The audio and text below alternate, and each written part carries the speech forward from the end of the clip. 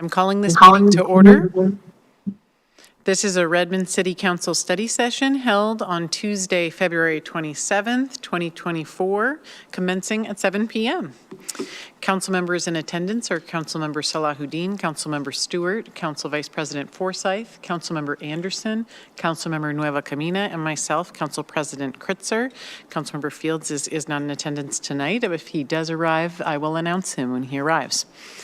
There are 4 items on our agenda tonight: Redmond 2050 Planning Commission recommendation for housing and overlake, Capital Program 2023 year-end highlights and 2024 look ahead, 2023 fourth quarter financial review, and 2025 to 2026 preliminary forecast and budget process update, and council talk time. So we have a packed agenda tonight, lots of exciting topics, and leading us off is the Redmond 2050 Planning Commission recommendation for housing and overlake. Carol Helen, Director of Planning and Community Development, will introduce this item. Director Helen. Thank you so much, Council President Kritzer. We're pleased to be here this evening. Hello, council members. Tonight, as part of Redmond 2050, we are going to focus on the Planning Commission's recommendation on overlake policies and regulations. Specifically, we have new topics for this evening in addition to what we discussed back on February 13th, where we're going to start with the city's green building incentive program and a variety of Redmond zoning code rewrite recommendations. I'd also like just to spend a little bit of time having a little bit of a retrospective on the housing conversation that happened on February 13th, just to make sure we've level set, answered any questions that you may have. So then after that, I'll have Jenny and Becky jump into their materials. So if you remember from the materials from February 13th, I just wanted to make clear that those are intended to implement your policy objectives that were memorialized in the Housing Action Plan and in the Community Strategic Plan Housing Choices. So I hope you were able to see that in the policy objectives that we're pursuing housing where the need was the greatest. So estimated housing need is by far the greatest for households earning 50% AMI and below, and the recommended policy approach is also supported by the Redmond 2050 themes of equity and inclusion, because households at lower AMIs experience a greater share of cost burden and extreme cost burden compared to higher AMIs. So we know, and you all, I know, are hearing from private development and other stakeholders that private development is only one source of affordable housing. And we need to build on the current success of our inclusionary zoning and our multifamily tax exemption programs and calibrate those to make sure that we're serving the specific populations where demand is greatest. We also know that the inclusionary zoning and MFTE cannot solve all the affordable housing issues. So we know that there was some focus last week, for instance, on the proposal from the Planning Commission, the recommendation from the Planning Commission, that we include inclusionary zoning at a 12.5% requirement at 50% AMI. But we can't stop there, and the package that you reviewed on February 13th represented only one facet of the commitment that we make. And Plymouth Housing was another commitment that actually adds to that list, but other tools include the Housing Trust Fund, where we publicly subsidize, focused on households earning up to 30% AMI. We've been increasing overall supply through density increases aimed at the 80% AMI level. So you'll be hearing more about that, but all of our middle housing work that we're doing to create capacity in the neighborhoods for people actually at the 80% level, we're hoping working middle income folks to be able to actually participate in wealth generation by being able to own homes. And we are also doubling the density in Overlake and more than doubling the density in our areas referred to as OBAT and OVMF. Those are all Overlake areas. And we're also going to be expecting to bring forward increases in FAR in the Marymore Village area and the downtown area later this year. So other things that we've done are contributions of public land. That's the one that you addressed for Plymouth Housing. We also have been able to make use of Section 8 vouchers and provide support for shelters and permanent supportive housing. And in the $10 million that you set aside in the budget for 2023, 2024, that actually provides seed money for low-income projects. And that's important because local funds put in first actually leverage funds that we can receive from state and federal and county sources. So we did that with general fund contributions. We've also made use of $1406, which we were able to use from a program that started around the pandemic that allowed us to use money that was a diversion of tax dollars that didn't increase taxes, but allowed us to take advantage of that and use that for instance, rental vouchers and other purposes. So what the point I wanted to make with that is we want the city, actually the city's goal broadly is to facilitate production. We have no interest in undermining the production that we get of housing, and because we know that production is actually an important part of delivery. And we do believe the models that staff described 2 weeks ago actually provide a sound foundation for the decisions that we're asking council to make and the recommendation that the Planning Commission made. So we had models that worked, community attributes, worked with us, the city directly. We had consultants work with Arch. We also had FutureWise review our performas to provide their perspective. And we invited stakeholders to review the models and we received valuable input from them that we incorporated. So our models, we believe, actually provide a good framework for your decision making, and we believe actually they are adaptive enough that we have addressed the risk associated with, or the potential risk associated with new regulations that may stifle housing production. But we didn't stop there. We also reduced costs in other areas, and we reduced or eliminated off-street parking requirements. We increased FAR, as I noted earlier. We're also working to reduce the time and money associated with receiving permits by simplifying the design review board process to a single meeting, which is required under state law. We're addressing permit timelines with the money that you allocated to a consultant to help us assess our permit processing systems to ensure that we are being as streamlined as possible and meeting state timelines. And we're also eliminating the need for incentives in Overlake.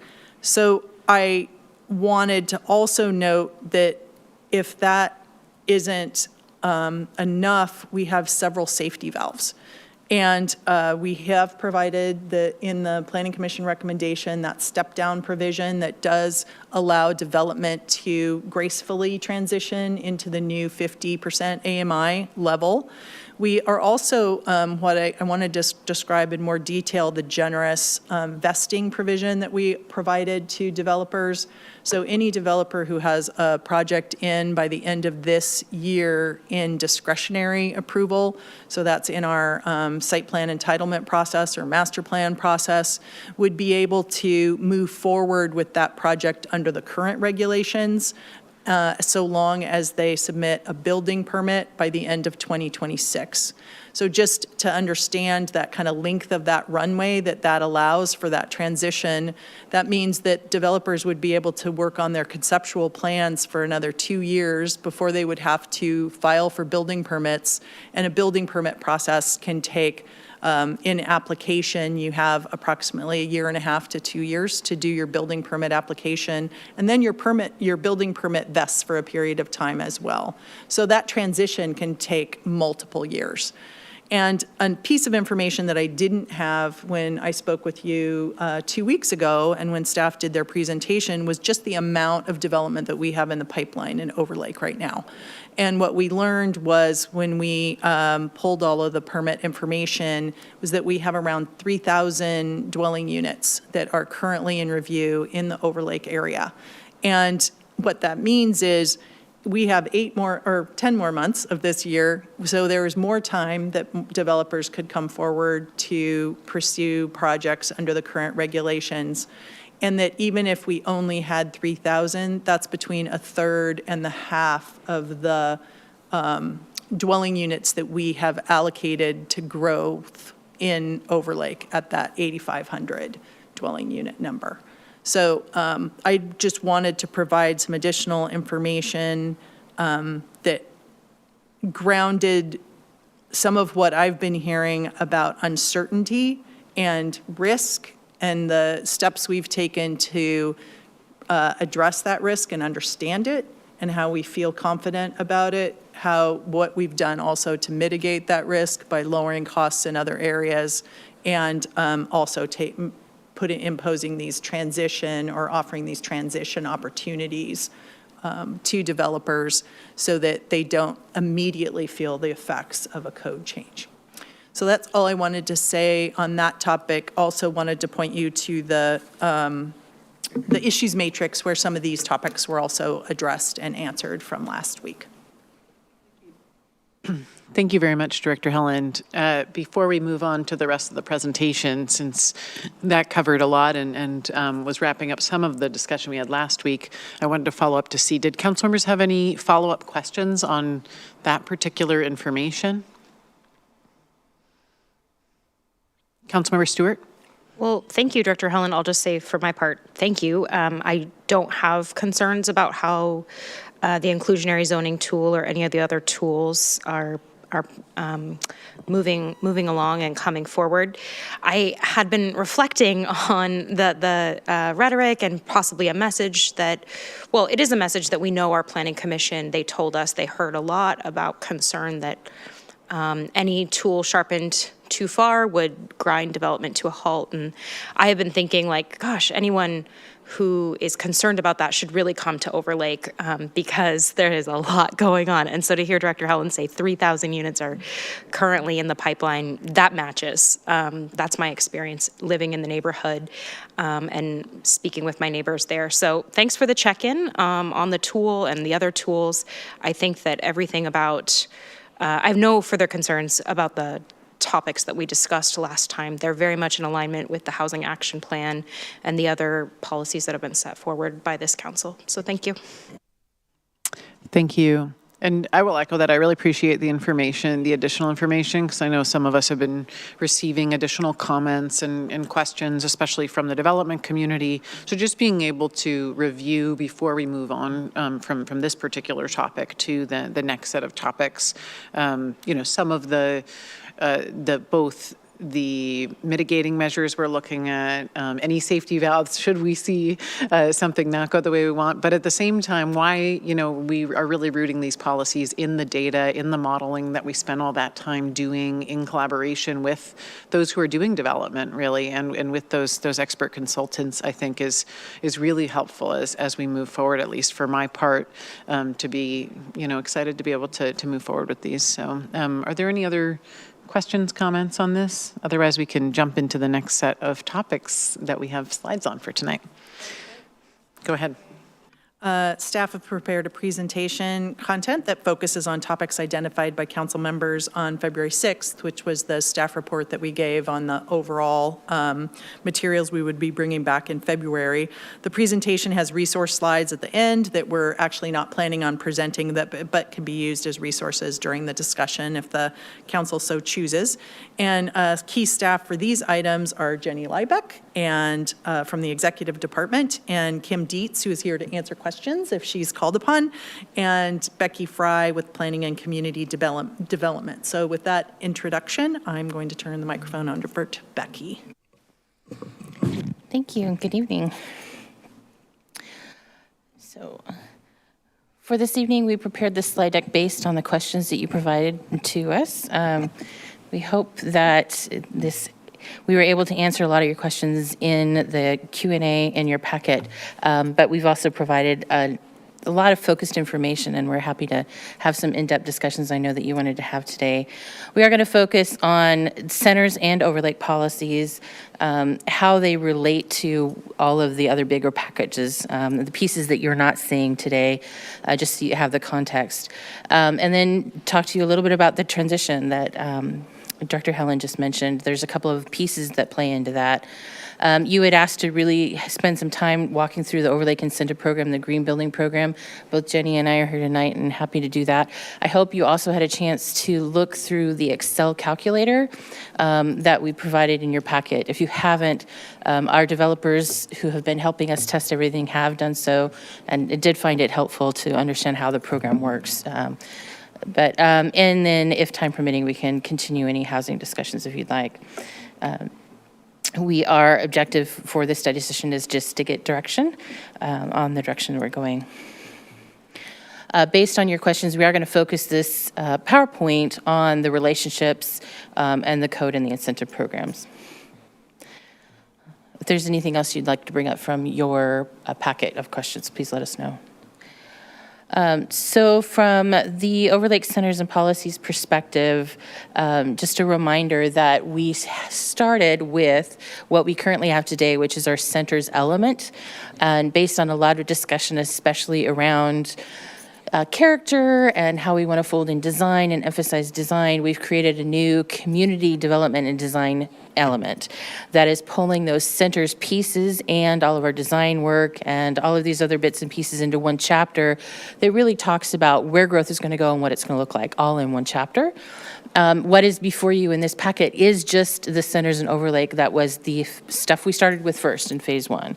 But things to keep in mind, and you've seen a draft of this element before, is there is a brand new section in there on design that includes a new section on inclusive design. And so all of those policies are driven by and were influenced heavily by the work that we were doing in Overlake and the community discussion on equity and inclusion and design. And so all of those do impact all of our centers, including Overlake. So if you don't see something related to those topics in this packet, it's because they are now applying not just to Overlake, but to the broader conversation. So I just wanted to remind you of that context. That element will be discussed in more depth at a future study session. The other pieces and parts that have moved a little bit are the growth allocation section is now going to have its own section within that chapter.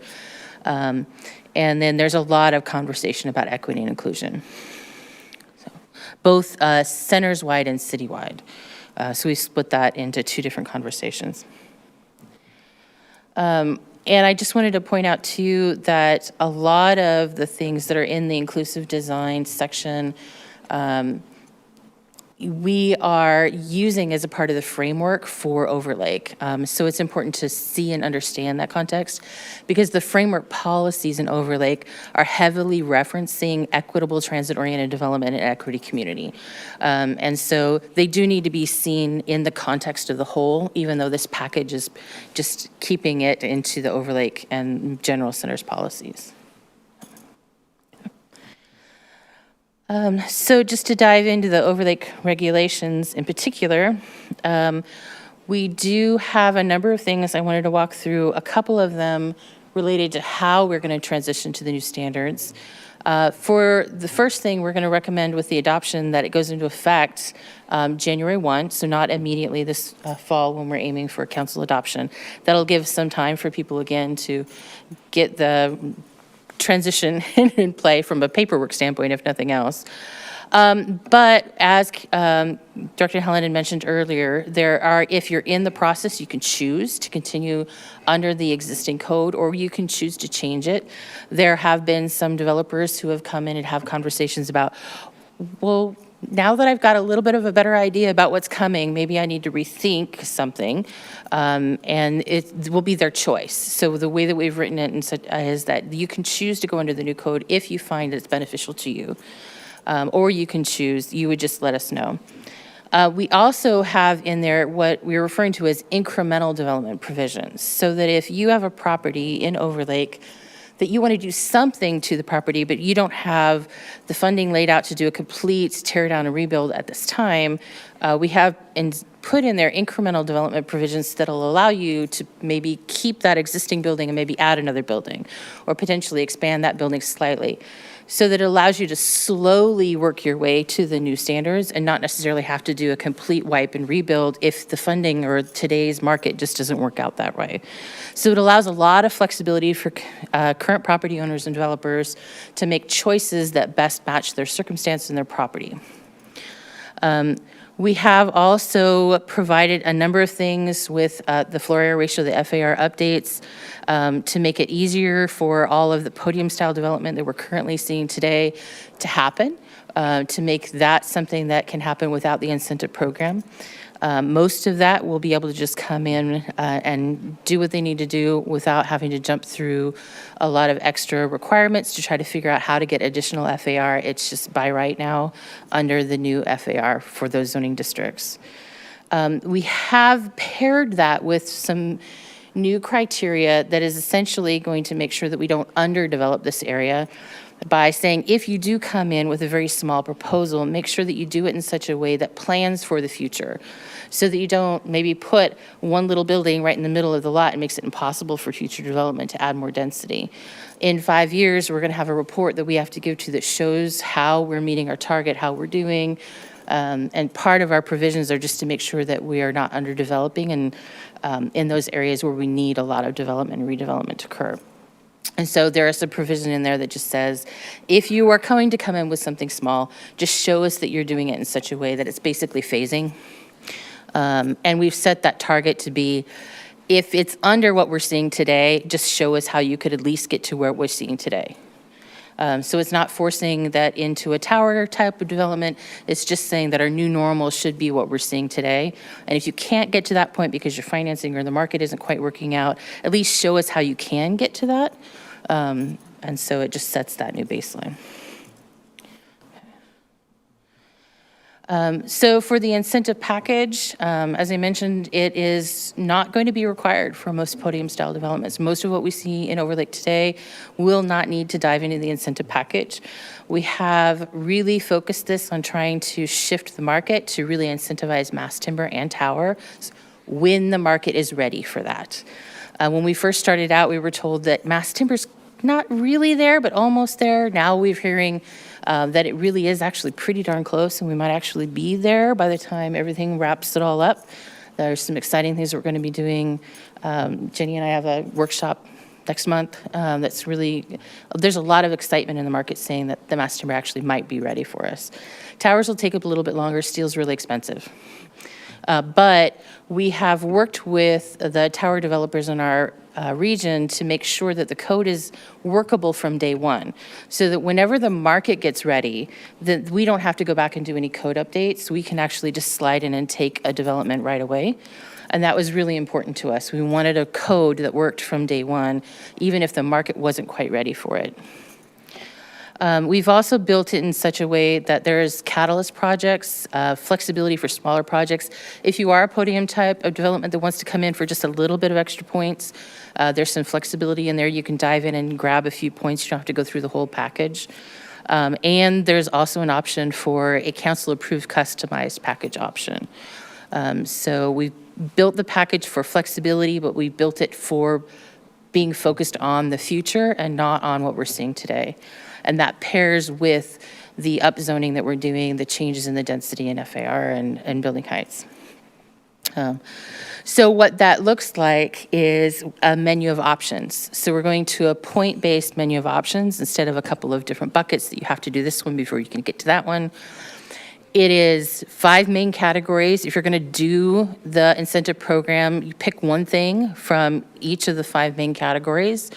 We're not limiting to a certain cost amount or a certain type of investment, just do something from each category.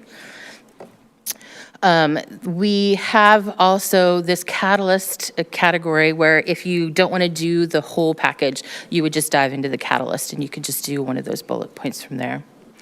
And as I mentioned, there's a customized project. But the 5 main categories, we've kept a lot of the ones that we have today, affordable housing, green building, and we have open space, art, and public amenities, and some building site and form in our current system. We have updated them to match the visioning that we went through, council included. We spent a lot of time talking about what should be in the incentive package, what we should prioritize over other things. Council very clearly told us that everything's really important. There's no one thing other than really affordable housing, really, there's no one thing that's not important. So try to find a way to really make sure that we're actually tackling and moving forward at some pace all of the things that are really important. And so we've tried to reflect that in this as well. The one thing that is very new is the inclusive design. And just for context, we've had many, many conversations with a number of different people working in this field, and we're the first ones that we know of in the country who are incentivizing inclusive design, universal design features. I mean, we're kind of breaking ground on this, but there's a lot of excitement around it and a lot of support for it. So that is a new category for us and for everybody. One of the other things that we heard really strongly for Overlake, but also just in general for the community, is the need for child-friendly areas and services, spaces, things to do, the whole 9 yards, especially in Overlake. Overlake has a need for that that's pretty extreme. And so one of the things we built into the incentive program is an extra bonus for child-friendly options. And if you go into the calculator, there's a series of columns that says this qualifies, and we've gone through and identified a couple. That can change if you guys want to add a few more things that you want to consider child-friendly bonuses. But what we structured it so that is if you choose to do 4 or more of those items that we have pre-identified as qualified for a child-friendly bonus, it will automatically give you an extra bonus. You don't have to apply for it. You don't have to do anything. The calculator is set up to automatically see if you're doing 4 or more child-friendly things, and it gives you an added bonus, which means you get the bonus that you would get for doing that item and then extra on top of it. And again, that's just to help make sure that we can really prioritize getting those child-friendly spaces and places into Overlake. We could change this over time. There's different things that we could prioritize, things that are child-friendly, but we don't necessarily need to be in the bucket, so we could flex this over time. But the community was telling us it's really important to make sure that that is a all ages neighborhood. The other thing I did want to point out is that because the market is one that's challenging right now, because we do want to make sure that we're bridging the gap and helping ease things into mass timber and towers and be ready for that, we have built initial thresholds that are lower than what we think the final will be to help bridge the gap. So based on the system and how it was built, maximizing it, and the endpoint would be 400 points. That would be your max incentive points needed. We've actually set it at 200 to start out, and then over time, we could change that number to go up to 400, and that would be based on a review that we would do maybe every 3 to 5 years. We'd take a look and see, are we ready to set that go up a little bit? We don't need the market transition assistance anymore. We can start to ease that off. And then some of the catalyst options are limited in use. Either we only need 1 of them or 2 or 3 of them, or we only want to really heavily push them for the first couple of years, maybe the first 3 to 5 years, and then we can ease off the points on those 2. So some of the catalyst items are set to expire, and so that was intended to be that way. We don't necessarily need a whole bunch of certain types of things. 1 big one or 2 or 3 of them might be fine. But the whole system is intended to be periodically reviewed. The way it is set is we have assigned points based on cost, and then we have assigned points based off of city priorities. And so there are different changes in time that will come for both of those things. And so we'll need to do a reevaluation of both cost and the community vision. And we do anticipate that new ideas will come up that we might want to put on the list and things that we don't need anymore that we can start to take off the list. So the entire incentive program is meant to be a living document that is updated to match the city's view of what it needs for that area over time. So, I'm going to hand it over to Jenny now to walk through the green building. Perfect. Yeah, so just to kind of provide a little bit of context first. So the city's green building incentive program has been in place for well over a decade. It's been incrementally updated during I've got a flashing green. Oh, yeah. The program has been, had minor updates over the past 10 years, but with the adoption of the ESAP, there was a need for us to take a little bit fresher look and make sure that we're just aligning with the city's goals. And so we embarked on a rewrite of this element of the code through the Phase 2 zoning code update. And that went through, as I'm sure Kim has told you, through robust stakeholder process over the past few years. And through that process, I heard kind of three key themes in the feedback. One was a desire to keep the program voluntary. It's a strong desire to focus on program outcomes, not on specific certification programs, and then also a desire to keep and maintain flexibility for developments to kind of customize the incentive package. And so we worked, I think, really hard to really stay focused on both the city's sustainability goals and be really responsive to that stakeholder feedback. And so the general process, or the general structure, I should say, of the program, which is outlined here, includes, again, voluntary points-based program, that again maintains that flexibility for projects. It also allows us to flex as the city explores new incentive program structures like what Becky has just talked about with Overlake. So we can easily kind of pivot and flex to support those new incentive packages. We will have minimum requirements to participate in the program, and then projects can select the relevant tactics that are most applicable to their projects, and again, still maintaining progress towards the city's sustainability goals.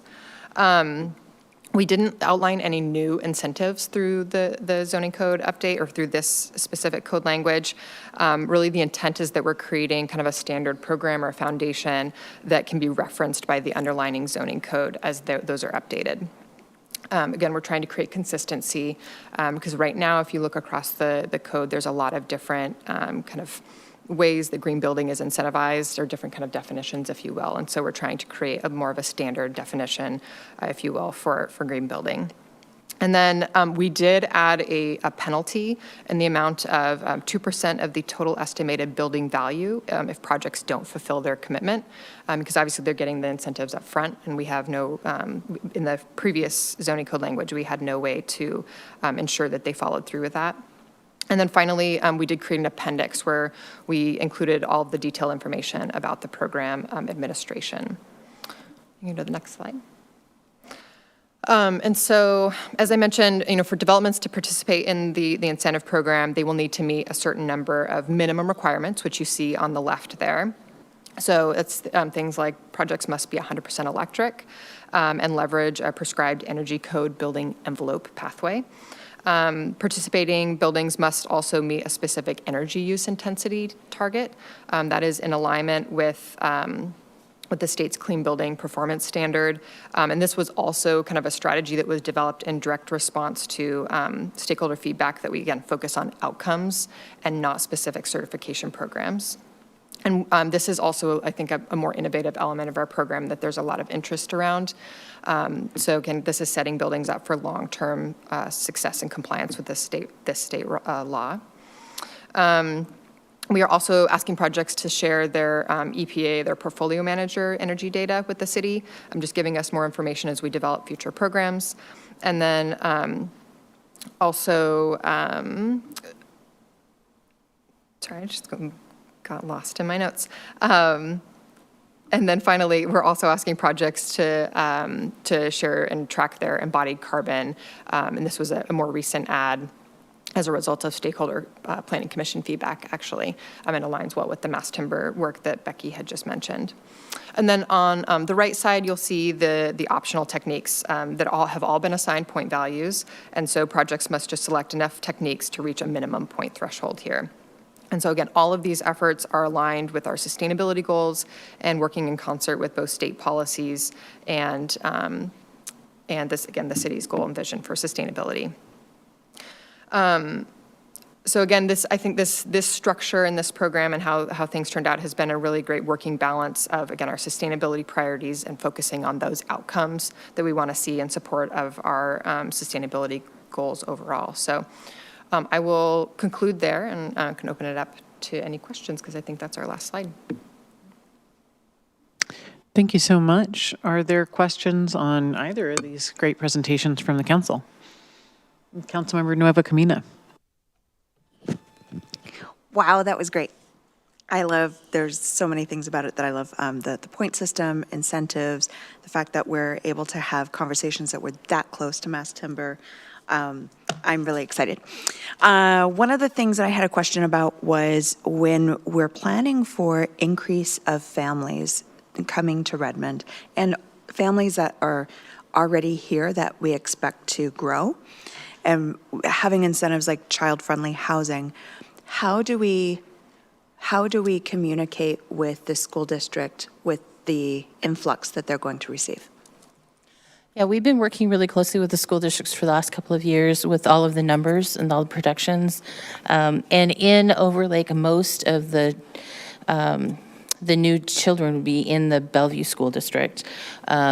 They are actually kind of excited about that because they've been talking about closing schools, and the schools that they would be dealing with closing are the ones where the influx of students in Overlake would help balance that out and potentially reopen. So in Overlake, adding children is actually not a concern to the school districts. Obviously, citywide, there's a lot of flux in different schools and different needs, and we've been working really closely with the Lake Washington School District too. But in Overlake in particular, it wasn't seen as an issue. It was actually seen as a little bit of a blessing. I will acknowledge, though, that they are going to have to change over time some of their assumptions. And we've been working with them too and reminding of that as well, because some of their modeling is going to have to change as the type of construction changes and the anticipation of or the expectation of what a garden-style apartment would mean from the impact of students is a little bit different than urban housing typologies would mean. And so we've been working with them on making sure that as change comes over time, all of the annual conversations we have with them will end up changing some of their modeling as well. Thank you. Councilmember Anderson. I just had a quick question to tie back this conversation today. This is from Ms. Liebeck, to the conversation we had. I think it was the general planning team on the comprehensive plan element. There was one that mentioned tree lines, and there was an item on here that talked about tree preservation, and I was kind of wondering if you could talk a little bit about how those two things kind of come together, because this is a development-related goal, and so is tree protection part of that larger conversation, and how would that impact this tree lines comp plan goal? Ooh, a stumper. I can speak Pun intended. ways. Stumped us. So the language in the incentive program is really encouraging developments to retain tree canopy, and it's basically reinforcing the code language that we have right now around, again, maintaining tree canopy for developments. So to your question on the I'm not akin to the project that you, or the conversation you already had, but again, right now we're just trying, the Green Building Incentive Program language is focused on reinforcing the zoning code language that exists around tree preservation. Got it. I think that answers your question, but. A little bit. And so what I heard from you is that this is an incentive program to retain trees. What will happen in the event that trees are removed for other code, in the new code coming up about tree line protection or tree, those were something that was highlighted in the last conversation. I could probably look back. So one of the things I can actually also lean into is the fact that we are planning on changing the code a little bit. We did, remember, you looked at code revisions year before last, and there was an appeal to the Growth Management Hearings Board of Kirkland's regulations. Kirkland has now settled that appeal, so we will be dusting off our tree regulations, but the focus is a bit more on tree management rather than tree preservation. We want to preserve tree canopy, which is why Jenny's materials actually have an incentive attached to doing that, but we also know that we need to accommodate public facilities, and we need to accommodate housing, and we need to accommodate the other growth that is assigned to us. So management is also a component of that work. So if you can't essentially work around a tree, preserve it, there's a mechanism for you to remove it and replace it at a certain basically ratio, or replace it off-site, or contribute to fees in lieu. So just to clarify, I think you used the word tree canopy, and what I recall from the conversation on the comp plan, the incoming comp plan was tree lines. So my question would be, if a developer were to remove, if tree lines is a thing, if a developer were to remove a tree and not take an incentive to preserve it, do we have protections to keep those ones that we've determined to be important? I will have to go back and look at that. I don't remember the specific terminology of tree lines. Okay. Now, there are some tree lines right now that we relate to, that building height is related to, which we are trying to essentially get away from doing that, because tree lines are, Okay. they change over time, but also because they can be eliminated over time, and it's not very predictable for anyone who's developing. Okay, and that's the meat of the question. So just wondering if we're acknowledging that those tree lines do change over time.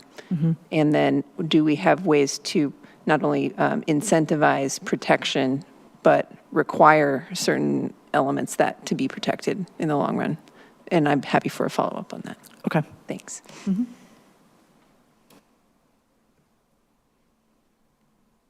Council Vice President Forsyth? Thank you.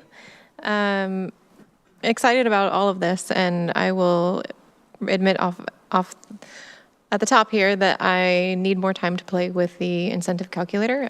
It's really pretty cool, and I definitely want to play with it some more. One thing that I'm sad I'm not seeing is a green roof line, and I think you had mentioned that this is the same things that we have currently, just pulled into this bigger incentive program. Did I hear that correctly? This was for the Green Building Incentive Program, the citywide program. It was effectively a rewrite of our existing program to realign with the sustainability plan. So yes, the current version does not include any reference to green roofs. Can we? We can, yes, I don't. For the direction of council, we can absolutely, we can do that. Yeah, I mean, it's something that I feel like I've been like beating that drum for a while. So I would love to see us have an incentive for green roofs. It's not much different than a bioengineered green wall. So I was pleased to see that, because green walls are awesome too. But we just earlier tonight talked about community gardens, and I think that maybe if our developers could get creative, community garden could be a way to execute some green rooftops or other really cool spaces that are up in that space and keep us from creating heat islands, I think would be really great. So I appreciate that. And then one thing, Director Helland, that you mentioned was the design review board at the top of your comments, and how it would be reduced to one meeting from what? What was the prior requirement? So right now, there can be numerous meetings. Right. Generally, there are two. What happens is the design review board makes their comments, staff generally takes them back, or the developer takes them back, responds to those comments, and comes back to the design review board for additional input. Now, what the state limits our ability to have more than one meeting, so the process will change to them providing direction, staff administratively incorporating that direction. Okay, so that's a state change that we're adhering to. Okay, thank you for that clarification. And then the other thing that I don't know if it would be in this section or in the design section, but it kind of crosses over to both. I wasn't seeing anything in what I read about exceptions for passive house design. Am I missing that somewhere, or is that somewhere that it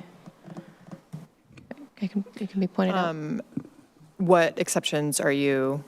Or just incentives for passive house. I guess in the design section, I was looking for modulation exceptions, but in this incentive section, I would be looking for an incentive for passive house design.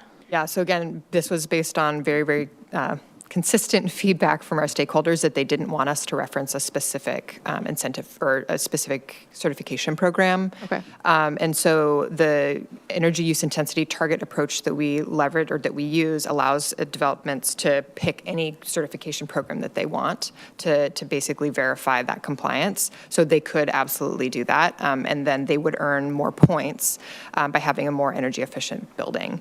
So again, we don't directly call out passive house or, LEED or anything like that, but they would be compensated, if you will, in points for doing that, for going above and beyond. Okay, but then would we need a modification or exception in our modulation standards in the design section? Because we have those setbacks, and that can actually cause Passive House to not be able to achieve those energy saving goals.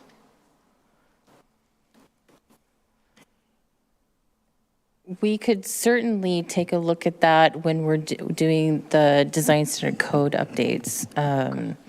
I know that there was some concern on that too, but I'll have to go back to my notes and see if we've been able to wrap that in already or not. That'd be great. It wouldn't be reflected here, it would be reflected in the design standards. Yeah, I had it in my design notes, but then realized it was kind of fit into both. So, all right, thank you. Just as a follow-up on that, could we get that one added to the matrix? Just so that way, because I think I've heard Council Vice President Forsyth ask about Passive House a number of times, and just to make sure that's documented of what we're thinking on that. And then before we move on to others, I think there was a request around having staff look at adding a green roofs incentive. So I just wanted to get a number of thumbs from council members, whether you're supportive of staff giving us that, or a draft of that added to the draft. Thumbs up, thumbs down. No thumb. I see. Is that a vote yes, or is that a comment? Comment about that. All right, comment, yes. And I saw 4 thumbs, so you can note there's a majority interested. Right, and so to add, if there's interest in this, I would appreciate adding shade trees, especially in downtown area, in addition to the vegetated walls and green roofs as something that we look into. Or is there interest in getting some language on shade trees as well? Thumbs? Council members? All right, I think, yeah, interested in adding those. Can I ask a clarifying question on that one? Was that specifically to the incentive program? We have a lot of shade-related code in there, and shade trees in particular. But are you looking at shade tree for the incentive program? If that's possible. It's already part of a minimum requirement that has to be met. Okay. I guess to give clarification on both of these, if it turns out that any of it is actually already in the code, then it could be more of a matrix item. But if there is language that we need to add to get at the intent that I think the council members are getting at, then it would be great to be able to see that back. Do we have a formal shading policy in place or code item? We have a number of policies and code related to shade, and we have mentioned of shade tree and other shade structures. But shade trees are specifically mentioned in a couple of places, but we can help point that out. Okay. Thank you. Make it easier to find, for sure. I think we're just actually going around the table here. Councilmember Stewart. All right, well, apologies to the next 2 council members. I do have a few questions. Jenny, maybe I'll start with you since I have fewer questions on that. Thank you for your work on this. I think it would actually be really helpful to articulate one more time the relationship between the incentives in the green building program and the overlake incentives. How do the two interact, or if at all? I can walk through that if you'd like.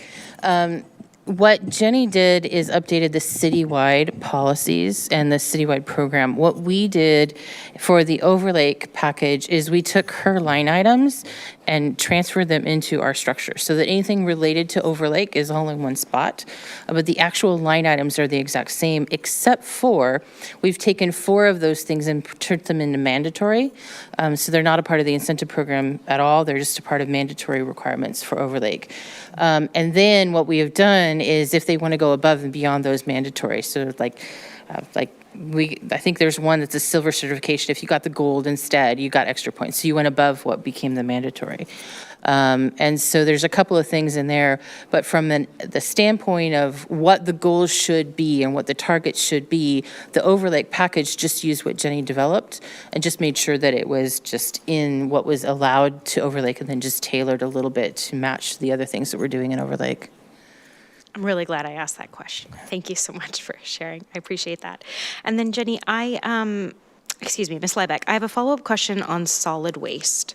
So I think I had been wishful thinking that we were going to get to the design issues that we've been talking about around residential multifamily solid waste. So I think some of the things that we've heard from community in the past few years is individual multifamily buildings don't participate, all of those things. We have discussed some of the design issues like multi-story buildings with only one garbage chute, right? Things like that. So I clearly was putting my hopes in the wrong bucket. Where else might we be getting at some of those design? I see Kim coming, so actually maybe it's a question for Kim Dietz. But where does that conversation lie?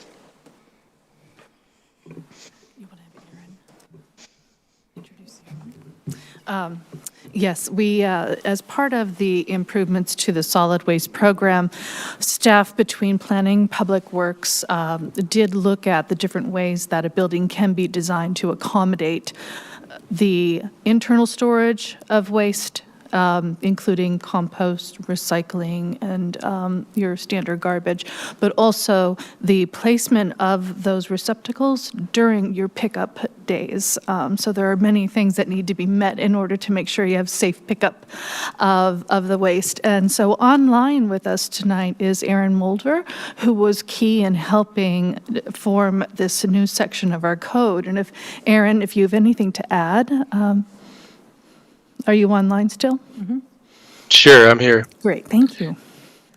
Yeah, so the new code, the intent of the new code is to increase diversion through ensuring that the new multifamily buildings have adequate space for staging of all the dumpsters, and also that there's access for residents within the building.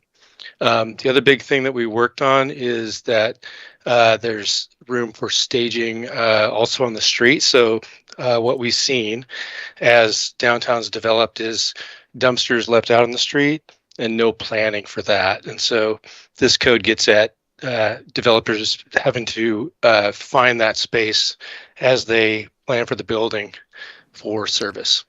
Great, thank you guys so much. And so this code, could we have that referenced in the matrix? I don't want to take over the meeting with this topic because it's not part of the, we already have 1,000 pages in front of us and this sounds like it's in a different spot. So if we could have that added to the matrix. Actually, this is a part of this package. 2145 is part of the zoning code rewrite items that were put into the Overlake package because of the urban form of Overlake. We wanted them to go earlier. So this is a part of what is considered the Overlake package. But we can add it to the matrix for sure. Okay, thank you. I do appreciate that. And I'm noting this also. Thank you. And actually, just one quick follow-up question. So those are going to be our minimum requirements, not incentives, this piece of it. Yes. Great. Councilmember Salahuddin, did you have a question as well? I think I saw your hand raised. Yeah, thank you. Similar to Council Vice President Forsyth, we'll definitely be taking a look at that calculator a little bit more closely. Really appreciate going in detail on these incentives, and I particularly appreciate the child-friendly bonus, especially in ensuring that we're getting more youth in our community having access to incentives that you're listing here. A lot of my questions were, primarily, I emailed Director Helland earlier today and can follow up later just so that we're not, talking through some of those same things, but around the fee in lieu. And I know that was referenced, especially in the appendix, I think slide 29 on the PowerPoint on one of the incentives. Just in looking at affordable housing and that affordable housing in lieu fee, I know that we had discussed, reframing what that actually looked like and, using fee in lieu as part of what we were doing moving forward. Would be interested in learning about, the point structure with that in mind for affordable housing if we're trying to shift away from a lot more fee in lieu. Like, would they get points for that? For fee and lieu? Yeah, I'm just confused by that last line. Sorry. Oh. There is a fee in lieu option that we requested to add to the incentive program. It would be, The fee in lieu program would be tied to the fee in lieu updates that the housing package is moving forward right now. So it'd be the same structure, and it would not be the first and ideal approach. Actually, we were requested from some businesses who are only going to be building commercial buildings and not having housing to have an option for them to do a fee in lieu for housing, because it met with their corporate prioritizations. And so it was one of the requests. However, the Planning Commission did have a lot of discussion about making sure that it wasn't like the default. And so there's definitely some criteria built into that. And in the housing package, there is an update to the in lieu program that would apply to this as well. You would have to meet that criteria. Okay, thank you. Yeah, that's really helpful. And my other question is, this is not a problem at all, but, also not knowing what the development scene will look like, moving forward.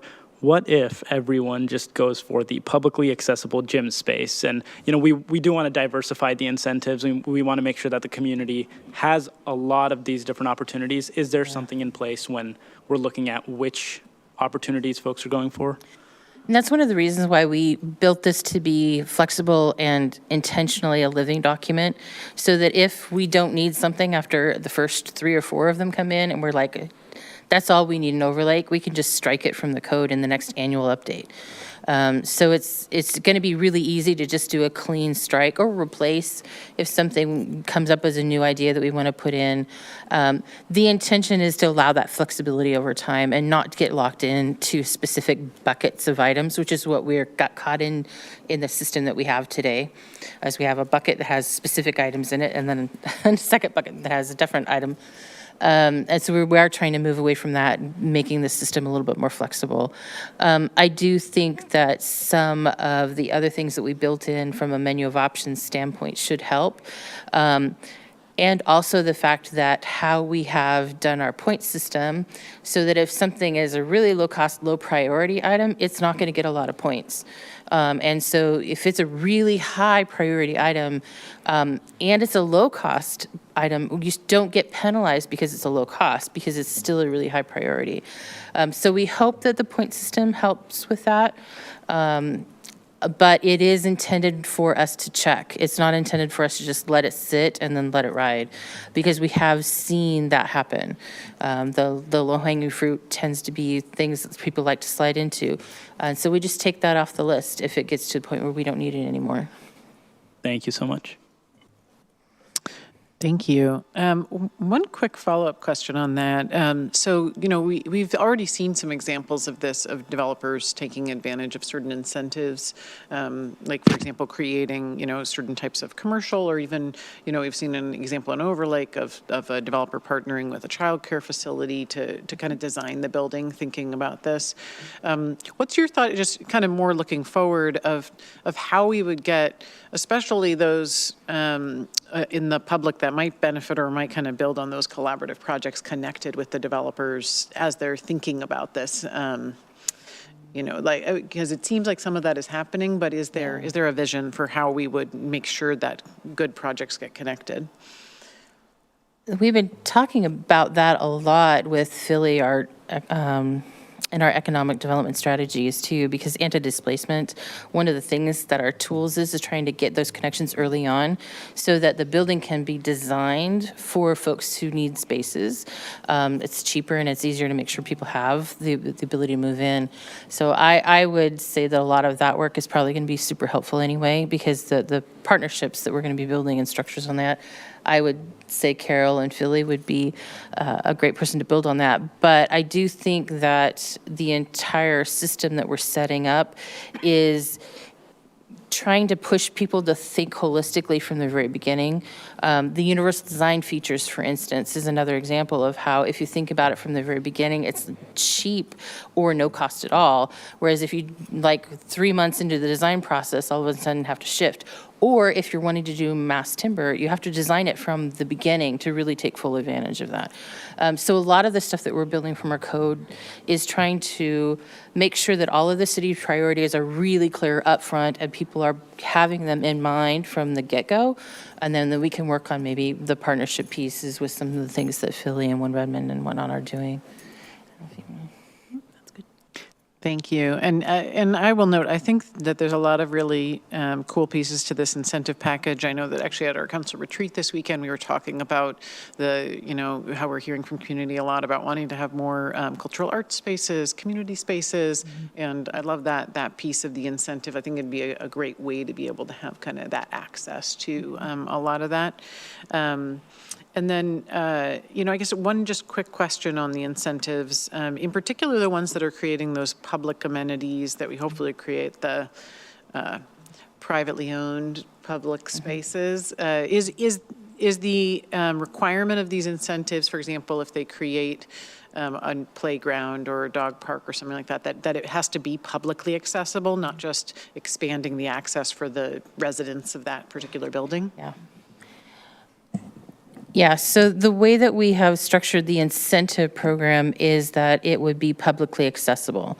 There are other open space requirements and the ways that you can meet what is needed by minimum code that doesn't necessarily have to be publicly accessible, but the prioritization for the incentive program was those publicly accessible spaces. Great, thank you. So I asked my first round. Councilmember Stewart, kick us off for the second. Thank you, I appreciate that. And just to stick with the incentives for a second, Becky, this would be another thing that would be maybe helpful to articulate a little bit. The incentives are set up to be reviewed periodically by who has that responsibility, and who decides when it needs to be updated? So what we would do is take it to the Planning Commission, and then they would do a review, and if they want to recommend changes, they would recommend changes to the council. It could also be folded into our annual update process. If we haven't done it for a while, then we can just throw it into an annual update. Thank you. I think some of us have experienced the code more in the catch-up work that you all have done, not the annual update. That's going to be an exciting thing to experience. So I appreciate that. On the incentives that are helping to produce a neighborhood that is more friendly to families and more inclusive of families, I have a piece of feedback that's based on feedback we hear in other parts of the city. The title we're using here is child-focused spaces, but I would really like to encourage us to think about youth-centric spaces. What an infant needs, what a school-aged young person needs is different than what our teens need. We heard a lot about that even in Southeast Redmond, and the development then of the early plans for that new park, needing a space where teens can feel included. So we absolutely need some playground equipment in the Overlake Metro Center. We also need places where teens can feel like they can be included. So that's a piece of feedback that I would just offer up to the team. And I agree, and actually that is something that was brought up quite a few times that has not necessarily made it in this first round of the incentive package, but could potentially be something to be added on. There's a number of other things that just didn't get rolled into the rollout of the incentive program that could be plugged in. But you're right, there's a desperate need for teen spaces in Overlake in particular. So I think you're suggesting that that might be something we would add on after it's adopted this year. Is it too late to consider modifying this category to be more youth-centric? Not necessarily, but what I would suggest is that we don't necessarily roll it into Overlake, but we look at it with the downtown and Marymore and citywide updates that we're doing, because one of the things that we have not done is cost evaluation, and we're trying to do a point system that's based on known costs and city priorities. I see. So I wouldn't try to put it in Overlake, but I would look at the citywide, downtown, and Marymore. That would give us enough time to actually roll it into the next round of consultants' number crunching. Okay, I appreciate that. And so last question for you, Becky, and the team. You said a few minutes ago that this universal design, these costs, especially at the beginning in a neighborhood that's being redeveloped like Overlake, costs nearly nothing or is very cheap to do at the beginning. So I just want to double check. I'm so inspired by the idea that a neighborhood like this could be more inclusive from the start. I just want to double check that I see what's in the incentives. Have we given all that we can to the requirements? So that we can keep assigning points for it being even more inclusive in the incentives, but have we gone far enough? I don't want to be in a position a few years from now when we're like, gosh, we should have included this one barrier that keeps getting built in our neighborhoods. There are a lot of ways that different communities have approached that question and a different scale of approaches. If council really wants to dive into that, I think we can provide some additional information on different ways to potentially approach that and see if you'd like a separate discussion. There's a lot of really good resources that might be interesting to you. Everything from just a couple of code tweaks that help nudge everybody in that direction all the way up to universal design code updates. So it just really kind of depends on what your approach would be. But from a resource management standpoint, getting it into, again, Overlake might be difficult, but maybe in the bigger pictures that we have with the downtown and Marymore and citywide, we can take a look at that, or as a separate follow-up project. Mm-hmm. I appreciate that. Thank you. I guess for my part, we've established and agreed that what we're moving forward with will not prohibit the development of the housing that we desperately need, and to the extent that that housing can be as best as it can for whomever doesn't yet know that they're going to live there, that would be a direction that I'm certainly interested in as we go on to the next pieces. Thank you. Thank you. Councilmember Anderson? Thank you. And I'm reading through the questions on the matrix for council, number 3 from Ms. Stewart and 4 from Ms. Stewart, as well as 4B, which was supported by a couple of other folks. Just was wondering if I could get a page number or some sort of, for the document with the fee in lieu changes proposed in it. And I'd be happy for a follow-up email. It's shown partly in here, but I wanted the full context, if that's okay. I will look up the page number for you. Thank you. Not really sure which document it specifically is in, so thank you. Thank you. Are there other questions from the council?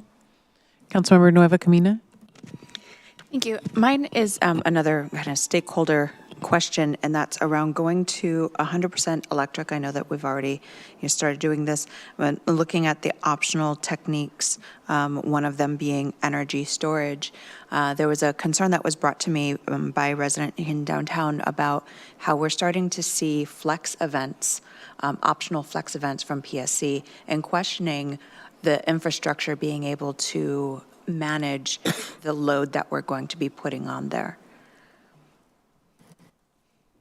Yeah, and that's exactly what that energy storage technique is working to kind of incentivize and address, right, is to make a more flexible and kind of advanced grid that can pull from, different energy sources. So if we can incentivize buildings that have that flexibility built in, that's exactly what we want to see. So we can continue to add more electricity or demand to the electricity grid and move away from the natural gas. Great. Thank you. Thanks. Thank you. Other questions? All right, I'll ask one more, and it's on one of your appendix slides since we have a moment before we close this out. I do think a couple council members had asked for us to just have a conversation around the vision for the intercultural district. And I'm just wondering if you could spend a minute or two sharing, especially with our public, about the vision there and how we think about the policies we're putting in place and how that will get developed. Yeah, we've provided a lot of information in your packet to give you some background information with that. I hope that was helpful. The intent for the intercultural district was to combine a number of different goals into one tool, right? We needed a mechanism to help differentiate this area, placemaking standpoint, and honoring the cultures of that particular area as it is today. How do we keep that as a part of the neighborhood moving forward? And so that was just one strategy and tool for that. Also, the business displacement, how do we create a place that we can then use and tack on incentives and that type of thing? And so creating a space for that gives us a mechanism to tie in bonuses and incentives to it. But the intention for this package is to just start that and to really initiate that conversation. We have built in to the incentive program some bits and pieces that are reflective of starting that off. But we do intend for it to be something that grows over time, because from a resource management standpoint, we just didn't have the time to fully cultivate it, right? There needs to have a lot more conversations on what that would look like. The Arts and Cultural Commission is one that we're put in the code as a recommending body to the Planning Commission of different ideas on how we could incentivize and give points and to build that over time. And then we do anticipate the economic development work that's coming out of Philly, and some of the One Redmond partnerships might also take advantage of that as well. The intention is to actually develop something physically that people see as they drive in or walk in or just somehow enter the space, that it feels different. And it really is something that is a part of what makes the Overlake Village unique, is that it becomes a part of the art, maybe the signage, maybe a part of the building features, not necessarily stuck in any one particular culture or any one particular time. It could be modern architecture from wherever it might be, but just to allow the different cultures that are represented in our community to have a physical representation of the community. And whatever that might look like will evolve over time, because our cultures will change over time. And so it's not intended to get plugged into any one particular thing. We did hear a lot of comments from the community about not wanting to make sure that this is the only place that this is happening, and we do want to acknowledge that. We have creating in this code a placeholder for other cultural districts to take place. We might want to do one in Marymore or in other places around town. But allowing us to do this in this way in Overlake, again, allows us to tie it into the incentive program. It allows us to tie it into the anti-displacement programming, and allows us to tie into those other bits and pieces to help create a cohesive whole, with the intent of making sure that as we redevelop this area, those businesses that are such a part of the area have a way to stay in that community. That's one of the primary focuses there of what the work that we're doing today, while it will evolve over time. Great, thank you. And I do see within the incentives that, there are specific incentives for the intercultural district. I guess, yes, some of what I'm interested in is when we set this vision and then we set these incentives is being clear, because I think we have the opportunity here to kind of intentionally design a little around our built environment and make sure we bring our community with us. Because I know, I think, I can't remember which one of the many documents you provided, we talked about, looking at other examples such as like the Chinatown International District in Seattle, or, other places where there has been a real intentional design and engagement with community-based organizations, along with something like Arts and Culture Commission, to kind of think about what would this space really look like? What would the streets and, the art and all these pieces, because I think we're building the blocks in here to incentivize development, to add some of that, and then there'll be probably a piece that we do as a city. That'll be work to do together, but I guess I just wonder how much the role within our planning it is to be slightly more prescriptive so we get the outcomes that we want. Yeah, the conversation really early on was to not initiate it with prescription, and to initiate it just in such a way that it allows a couple of years of conversations with the community through the Arts and Culture Commission or whatever venue the council choose to move forward, to really have in-depth conversations with the community about what that should look like, because we don't have the resources with Redmond 2050 to deep dive into that level of specificity right here, right now. And so the decision was made to keep it very light touch and we're establishing this as a process. And then we're establishing the Arts and Culture Commission as a recommending body to help keep that moving. And I've had a number of conversations with them about that, and they're actually pretty excited about the possibility of making some recommendations on how to make this a reality and move it forward. I don't think anything that we're doing in this package will make this happen if other things don't happen. But we're setting the framework so that other actions could come together to build this district. Great. Well, I will just say this is great work. I'm excited it's in here, and once we set the vision, excited for the work ahead to build the vision. So, question from Councilmember Stewart? Yeah, I just wanted to acknowledge, thank you so much for the conversation, Council President Kritzer. And one of the things that I got really excited about listening to the response is, unlike the past few years and the years leading up, the years of work leading up to the moment where we are right now in 2050 and the comp plan, unlike the past, what will be true about the future? We just heard from Director Howland that 3,000 new homes are in the works. There are hundreds of more people who live in Overlake today than there were 5 years ago. So the difference is we're going to have a lot of neighbors eager to engage and help build that next era for their neighborhood. And I just think that that's really exciting and something that I'm okay being patient for a couple of years on to make sure that we can have folks really engaged in that process. And Becky, I heard you mention twice, the resource management and the workload of it all. Thank you all. You all have been on this for, again, years as we wind down here to the end of the year and adoption of the comp plan. So thank you. Council Vice President Forsyth? Thanks. Just being mindful of time, I wanted to make sure I didn't miss my opportunity to speak to the design section. Should I ask those questions now or I have a suggestion. I know that we are mindful of time at this point.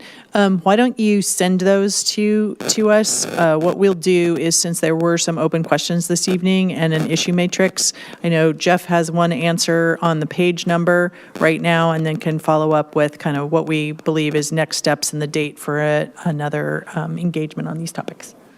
Great. So the information about fee in lieu and alternative compliance is on page 79 of the Planning Commission report on the housing topic. I put a link to that in the chat, but it was what was sent to you by email in late January, and it was part of the February 6th packet for anyone online who might be looking for it. But page 79 of that Planning Commission report. And then going forward, so there's more conversation to be had on this. We kind of have an if needed study session on May 28th, which feels like a long time from now, but probably isn't really. And so we can plan to bring this conversation back then, unless we find time earlier, if we wrap up other conversations sooner than that. Specific to design, if there is content in the Overlake policies or code about design, please send the questions to Carol right away. We will have the opportunity to take a look at the whole community design element later in the year, I think in the summer. So that whole topic of community design is coming back for its own dedicated study session later in the year. Does that work for you, Council Vice President Forsyth? It does. I do have 2 quick comments, if I may. Yeah, go ahead. Okay. Just one quick comment was on the blank wall public art section. It says public art, but it doesn't necessarily, or it says art, but it doesn't necessarily say public art. So I don't know if that could tie into the Arts and Culture Commission or not, or if it could be above and beyond what the public art. Yeah, if you could send in an email that specific citation for me, I'll be happy to look into that. Got it. I will do. And then just a general comment on the ADA focus and inclusive design focus. I really, really want to applaud you all for the massive efforts on this. I know that we are breaking ground here on some new territories. And Becky, I saw your post on LinkedIn, and it was really exciting to see that you were sharing this out with other communities and presenting to other places on this topic. And I just want to say I'm really proud of us for doing this work. I know this is a conversation that's near and dear to my heart. I think most of you know that. And I've had conversations at the state level about working with builders and making sure that these things are implemented in advance, because it would be more equitable for people that are trying to age and people who have those mobility needs. And I've even heard of people that have tried to get things added and builders won't do it. So just for us to be on the cutting edge of this is really exciting. So just massive, massive thank you. I will also let you know that one of the things that we're trying to do to help get over that hump is I'm working with the Northwest Universal Design Council. We're trying to put together a bunch of resources to help answer that cost question so that the developers have all the information in there to realize that it's a couple $100 here and there, it's not something that is a significant cost increase. Yeah. And we're hoping that providing those resources will also help us implement those changes faster. Thank you. Thank you. And thank you all. This is just exciting work. And it's really cool to see, as we've been working on this now for several years, the comments we've given previously showing up as it evolves, and especially in these incentives, I think, and also the green building standards. I really see a lot of the feedback that we've given incorporated in the kind of honing with community input is just really wonderful. So thank you all very much. And with that, I think we'll close this item out and make sure that we come back to the council for more discussion on it going forward. Okay, thank you. Thank you. And we have 2 media items coming up. Let's take a 5-minute recess, and then we will dive in on all things finance.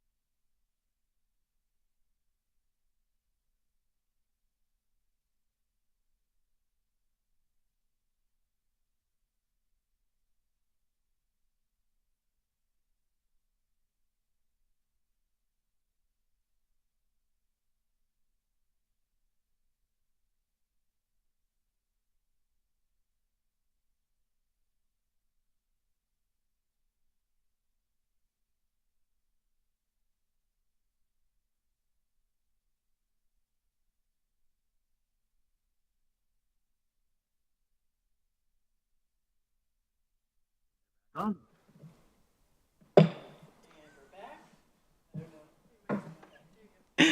we're back. The next item on the agenda is the Capital Program 2023 year-end highlights and a 2024 look ahead.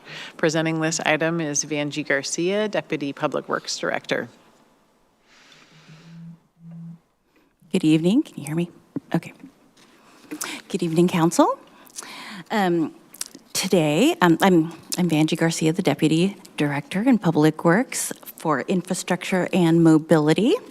Today, I am accompanied by the Acting Manager of Capital Division, Steve Gibbs, and the Capital Projects Planner, Tess Wilkinson. As you know, Capital Division is responsible for leading the design and construction of all major projects of the city's capital investment program, otherwise known as the CIP. Later this year, during the budget conversations, we will be discussing the CIP in terms of the functional portfolios of general government or facilities, parks, transportation, water, wastewater, and stormwater. Tonight, we will provide a brief recap of what the Capital Division has accomplished in 2023 and a look forward to what you should expect in the year forward. Good evening, Council. I'm again Steve Gibbs in the Capital Division. Thank you for having this opportunity to go over our highlights from 2023 and kind of a look ahead on what we're working on this year. So the slide we got here is the kind of our stats for the year in 2023. We worked on 31 projects. Typically, we would work on anywhere from 30 to 40 projects in a year, depending on scope and scale of the projects. I'm not going to go through every line here, but just a highlight, 13 projects substantially completed. That's a good year for us. Generally, we would see anywhere from 10 to 15 projects completed in a year. Some of the pictures there, you might recognize the one up top. That's the Senior Center. Eric's doing a great job. We're marching toward substantial completion at the end of March. And we just received word that we were awarded kind of the first ever LEED in LEED history. It's called a climate resilient wood structure. And so that was kind of exciting news for the team. We just got that the other day. Some of the other pictures there is the, in the middle there is the Northeast 40th Water Quality Facility. And that's kind of a unique structure. It's called a leaf filter. It's kind of shaped like a leaf, hence the name. And it was heavily funded by a grant from the Department of Ecology. They just recently, or in the last few years, have approved this type of water quality feature. And then so they gave us a grant, and then Microsoft also participated through the CFD on that project. It was a challenging project for the team, mainly because of the contractor. And I thought our team did a fantastic job of pulling that job to the finish line. And it turned on, and it is operating and working well. And then the bottom picture is the canopy on the RTS bridge. And that was also a partnership with Microsoft. It's not technically a city project, but it will become a city asset upon completion. And so we've been embedded in the design and construction process throughout. I just went back and looked at my notes, and my first meeting on that project was in 2012. So we've been working on that quite a while, and it's going to be ready to open here in this later in the spring. So we'll go ahead and move to the next slide. So some of the projects completed in 2023, like I said before, is a total of 13. This kind of gives you a great idea of kind of our portfolio of projects. We've got a couple of storm projects with the 90th pond retrofit and the 40th water quality that I just mentioned. We have sewer projects in the lift stations. We have a water project in the PRVs, a couple of facility projects with the MOC plumbing and ADA, and also the Motley Zoo demo. We have some transportation projects, and also some traffic operation and safety projects, and which is very typical for us. We have projects coming to us from across most of the departments in the city, and so we have quite a wide range of projects that we deliver. So one of the projects we wanted to highlight, I know you saw this recently, Lift Station 13. I won't reiterate all the points on the slide. The picture is the caisson, which is the base for the lift station. This project was basically 2 phases, the lift station itself, and then the force main and gravity sewer in the street adjacent, hooking up to the metro connection. The challenging part was the soils were quite loose. The trenches were very deep, and then the water level was quite high. So the contractor had quite a difficult time getting the pipe and force main installations in the road. And so we had to actually shut down for a year and wait for the water level to drop down to finish the project. The team did a great job of doing it. It's probably the biggest lift station that we've constructed to date. And it was really, it started as a smaller retrofit project, and then when the growth came through with the sound transit station and the upzoning, it was increased in size to handle that capacity so that it is all set up and ready for all those new buildings coming online. Yeah, I think that's all on that one. And then just some other key highlights in 2023. Projects that you probably haven't heard much about. We've been working on this project management software. We spent quite a bit of time evaluating RFPs and vendors this past year. We have selected a vendor, it's Argo, and we have just begun process mapping for that. That effort will continue for quite some time with implementation probably starting later this year and going well into next year. Another project that, let's see, another project that you've heard of is the MOC master plan. We worked on that quite a bit last year. It's continuing into this year. We've basically did a lot of studies, and now we're refining the space needs for the building, and we'll be coming up with kind of a conceptual layout, and Director Byrd will probably be bringing that to you in June, July this year to show kind of a final layout and kind of a path forward for design to start. The last thing I'd like to bring up on this slide was we had 3 senior project managers retire at the end of last year. It was over 100 years of experience, and as I was reviewing each project manager's portfolio on the number of projects that they had completed in their time here, it's really amazing kind of the lasting imprint that some of our projects have.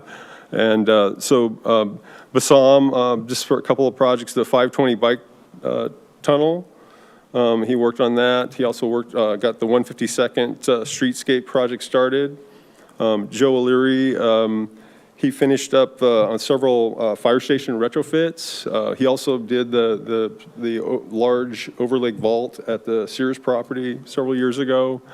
And then finally, Lisa Singer did most of the projects downtown, plus a lot of other projects in 30 years. But downtown especially, 161st, Bear Creek Parkway, Downtown Park, couplet conversion. We were thinking of putting a graphic up and putting Lisa's face on all of her projects, but she would have blotted out all of downtown, so that didn't really quite work out. So, but just a lot of great work and some really great people. They'll definitely be missed, and we are right in the middle of a hiring process to start filling those positions. So we have actually some interviews tomorrow to finish that up. So with that, there is a mention of a realignment in the capital division, and I'll kind of turn that over to Vanjie to highlight that a little bit. So Public Works has undergone a bit of a reorganization for the last year. And so just to give a little bit of overview, under the umbrella of infrastructure and mobility, the divisions are traffic operations and safety engineering, streets and fleet maintenance, and the capital projects division. So this looks like the organization. We are in the process of hiring the new project managers to fill the spots of the retirees. And we've taken this opportunity to look for ways of improving capital project delivery. Tess is in the green area of the program planning and administration and coordination. Tess is helping out, with her new role, helping with the CIP, helping with the projects, keeping it going with the budget, and helping with the CIP every 2 years, but also with the functional area managers and keeping with projects going. We have two teams of project managers now, with the 2 supervisors with the project managers, and they are better aligned with one team helping with implement the less complex programmatic projects and traffic safety improvements, pavement management, and sidewalk rehabilitation projects, and also implementing our TBD projects. And then we have the other team with the more complex projects. These will likely be still our grant-funded projects, and these are probably the larger project budgets. Okay, back to me. So just to highlight a project that we're working on currently right now, the Northeast 70th Street project is over by the new light rail station in Miramore Village, and it's kind of a final road connection and completing the road network in that area. It's a key bike ped connection that's going to lead to the new transit center.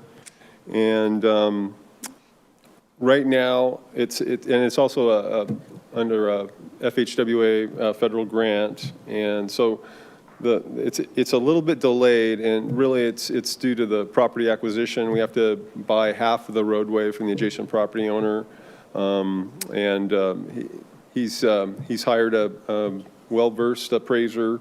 And so we've been battling back and forth on the cost of the land, and so really that's what's contributing to the delay and the extra costs.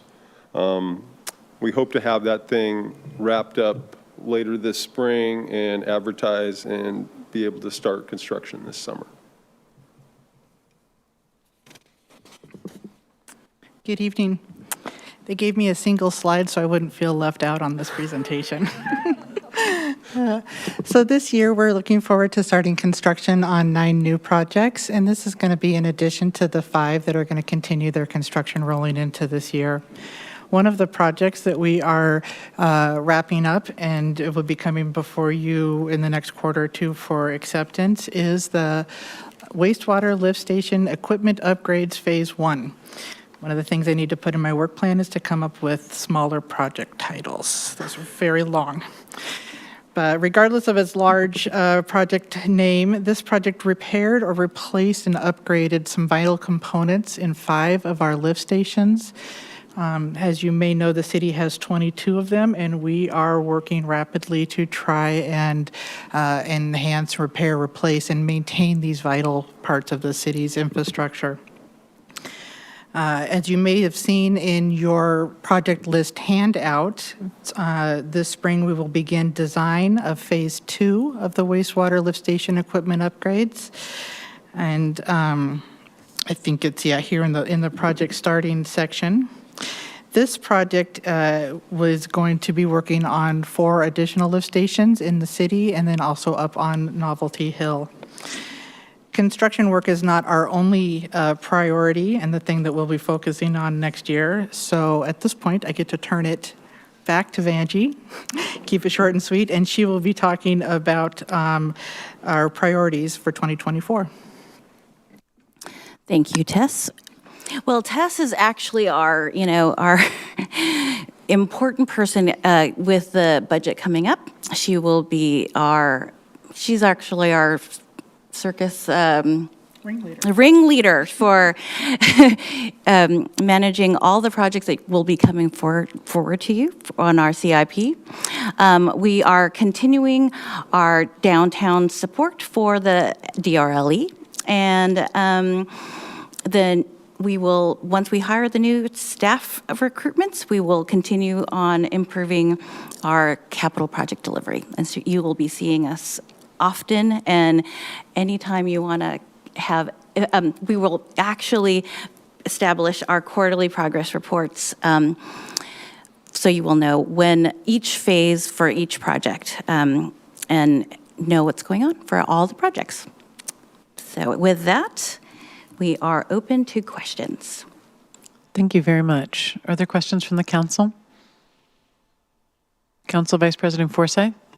Thank you. You had mentioned the 70th Street connection and the property acquisition. I remember us voting on that a while back. Can you let us know if, will that come back to council because of that, those negotiations? Just that kind of set off a little flag for me when you were mentioning that. Yes, we'll need to come back, depending on how the negotiations settle out, and then we'll have a final number that we'll need to come back and get you to approve. Okay, and is that on the south side of the property or the north side? The acquisition is, I would call that, Towards Sammamish or East. towards Redmond? Okay. Oh, okay. yeah. Okay, so we maybe missed a little piece of land in that first Well, we were easement. able to, the hotel on the, what I would call the west side, it dedicated half of the roadway. And so that was now ours, and then we needed to secure the east half Okay, through this project. thank you. Thank you. Councilmember Stewart? Thank you so much. And Deputy Director Garcia, it's awesome to see you in this new role. And I really appreciate where you left off, and I maybe want to pick up there. So I'm really grateful that we're going to have CIP, I believe you said quarterly reports back on the schedule. I think that's really important. A couple of the things that a few pieces of feedback, I guess, for future updates. From the update in this format, and I think the format of the updates and the timeliness of the updates has been in flux as you all have rebuilt your team, and I can definitely appreciate that. A couple of things on my mind as we move forward. I really appreciated in the prior reports that we used to get from John Spangler, it doesn't have to be the red light, green light, yellow light. It doesn't have to be that. If you prefer to use, the list here, like you've done in this report, I think that's fine too. What we, the council, need to be able to spot so that we can know that we're doing our jobs well is what's on schedule, what's not on schedule, what's on track in terms of budget, what's not on track in terms of budget. We last had a CIP update in September, and then we had a vote that none of us really enjoyed taking last week on a major cost overrun. So we need to be able to see that information earlier. And so those are a few of the things that I would be looking at. And since we had an update today with some of the things that are going well, and even some of the projects that we've heard about more frequently, in fact, Mr. Gibbs, we actually have 3 council members who serve on the Community Facility Districts Board, so we've been sharing those updates about some of those projects too. I just wanted to take a chance to ask, is there anything off track that we should know about? And financially, I know we're not looking at finances today, but if there's anything you'd like to tell us about the state of the CIP program at the moment. Actually, that's the reason why we brought up 70th today. And, Tess, Steve, and who's not here today, Betsy, we heard you from a couple of weeks ago. And so that's the reason why we said, we wanted to say that we were working on the quarterly, developing a quarterly report. So I think it's important to know which projects are in design and which projects are in construction. So, we've just been working on the format. So it's concise, and so the important factors for you all. So definitely. And so I can appreciate that the categorization here maybe another column then about like, according to when we adopted in the budget, it would have been in this stage so that it's off. We can flag that. Okay, thank you so much. Thank you, and I'll just follow up on that to echo that I did really appreciate the red, yellow, green. I mean, I don't know if it, red, yellow, yes, those are the colors. I did appreciate that, and maybe even in this list, just to be able to know like percentage complete or also projected by end of biennium. So getting those top line numbers of kind of where we're at, given that we're over halfway through the biennium now. So getting a sense of that would be very helpful. Thank you. Tess, would you like to give a little bit how we're drafting that quarterly? We've been working on it. We have been. Before our recent reorganization, we used to do a monthly capital projects, update to staff and to everybody. And one of the things we would put on there is a lot of that red light, green light status report. So I have been resurrecting that, giving it a quick refresh, bringing it more up to date with what would be a little being able to spot where the project is quicker and faster on that. And then with the apprenticeship goals, the ordinance that was just passed, I'm trying to think of a way to roll some of that into there as well, so that you can get information from us on all of our projects and on that at one quick stop, and we don't have to keep coming back to you and going, okay, now this month we're going to tell you about the projects, and this month we're going to tell you about the utilization and stuff. We want to be mindful of your time and your focus on stuff. I think that the redesign that we have on these projects at a project level is good, but I'm curious to know if you would rather see it as on a more programmatic portfolio level, if that would be of more interest to you, so that you know that on the whole, our transportation projects are on budget and on time, or if we are lagging behind, say, on wastewater as a program because of maybe lift station 13 and the delay that we had due to the water table, those kinds of things. I think from my perspective, getting some all up plus the deep dive into each one would be helpful, because I think it is helpful to know if you give us the all up, then we'll say which project is the one that's putting that behind. But it is helpful to know in certain areas how is it going. And I will note that I think one thing that jumps out to me out of all this is the amount of really great projects that are getting completed and online that our community is seeing. So, Councilmember Salahuddin.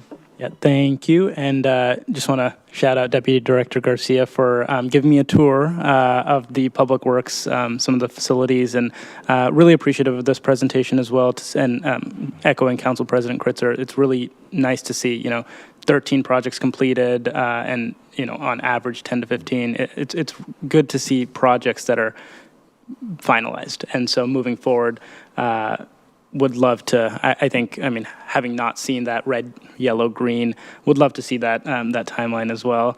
I have a quick question on the programmatic and small works projects. Just a small few lines at the bottom of the full project page, but would love to see what those projects are, especially with a lot of them being ADA-focused improvements, and would be interested in seeing where across the city those are happening. Yeah, it was just hard to put it on the line because they're very spread out. So when Tess and I were talking about it, the design starts are varied. So that's why in the bid. So Steve is working on because they're small, they'd be, when we have our TBD crew and our concrete crew, that we'd sometimes be doing it ourselves, so we wouldn't necessarily have a bid out, and we'd be doing it, so. Thank you. Other questions? All right, seeing none, we'll say thank you, and we'll look forward to you coming back soon for that quarterly report. Thank you. Red, yellow, green. All right.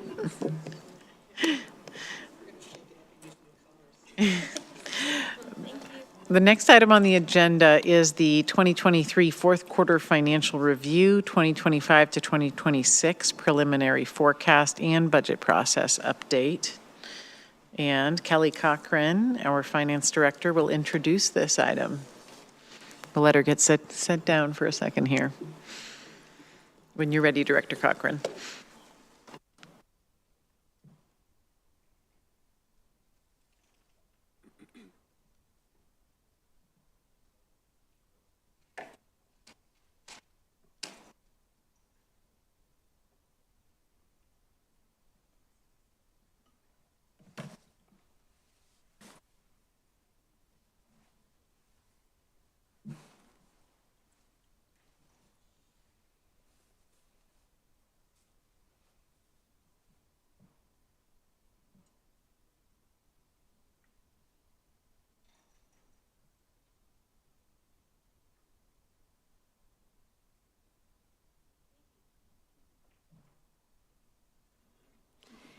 Good evening. Thank you for having us tonight. I will try to go as quickly but as concisely as we need to through the materials. A lot of this is really information that I want to present to you to either help create some connections for you if you are new to the process, new to budgeting by priorities. I've put some information in there to help you start to make some connections as we move through. Also, a lot of the financial results as well as the forecast information will continue to evolve. So what we're seeing tonight is really the beginning of our forecast, and we will be working throughout this year on the refinement of that going forward. So tonight I want to just provide some high-level overview of the budget process, again, just to provide you with some context for what it is that we do.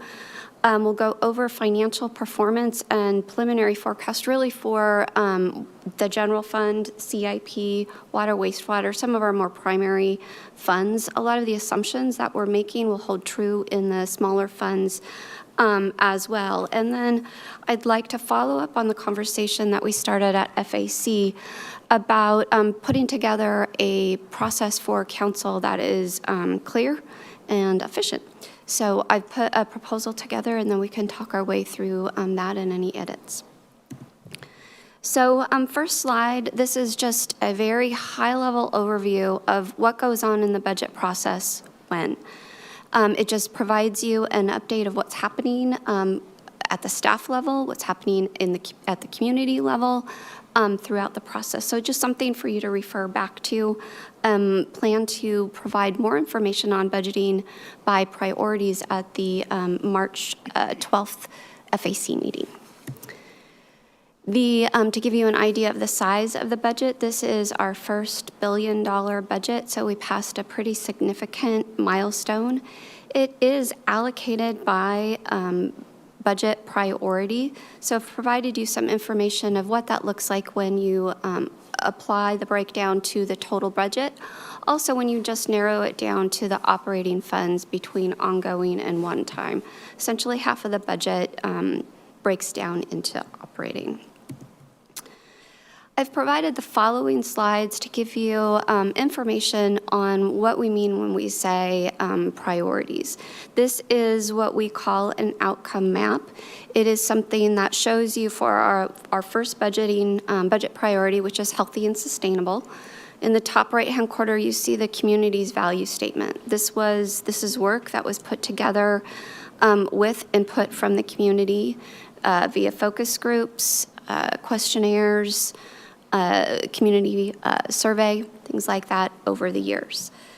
So they have a value statement and then some outcomes that are expressed. Underneath that, you'll see the budget offers and which primary outcome they roll up to. It is very likely that a budget offer could roll up to a variety of different outcomes, but we ask to point it to the one that is strongest. And then underneath that, you can see the dashboard measure or indicator that helps us communicate what's going on with our progress towards that outcome, as well as monitor it And underneath that, there is a lot of programmatic measures that departments use to help monitor even smaller changes within their programs. So that is the alignment that we have in each of the priorities. We have healthy and sustainable, safe and resilient, strategic and responsive, and vibrant and connected. So just to provide you kind of some background of budget offers, the alignments that we're looking for. Okay, so diving into the fun stuff. So this is an already outdated graph. This is the beginning of our forecasting for the general fund. As we continue to work through the forecast, both on the revenue side and the expenditure side, it will ebb and flow. We knew that we would start this biennium with a gap. We knew so when we funded the needed portion of the public safety levy. We also knew that when we funded some one-time things, some ongoing things with one-time money, really in a way to try to come up with some different solutions during the biennium. So you heard Director Hamilton earlier today speaking about vegetation management. That was really about, how do we reduce some of the costs for our right-of-way maintenance and create something that's more sustainable. But those choices did create a gap for us in the beginning of this biennium. And so we'll be working to close that as we go along. On the revenue side, I've given you a graph here that shows you the makeup of the funding sources within the general fund, as well as the performance that we've seen for 2023.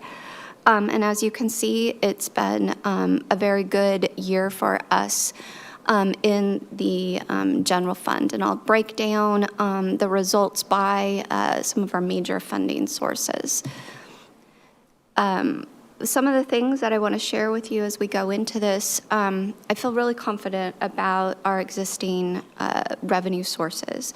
Performance this year has been really good, although we have seen some decreases in some of our funding sources that we'll walk through. It's not something that I am concerned about or indicates that there is something that we didn't plan for. So feeling good about where we are with that.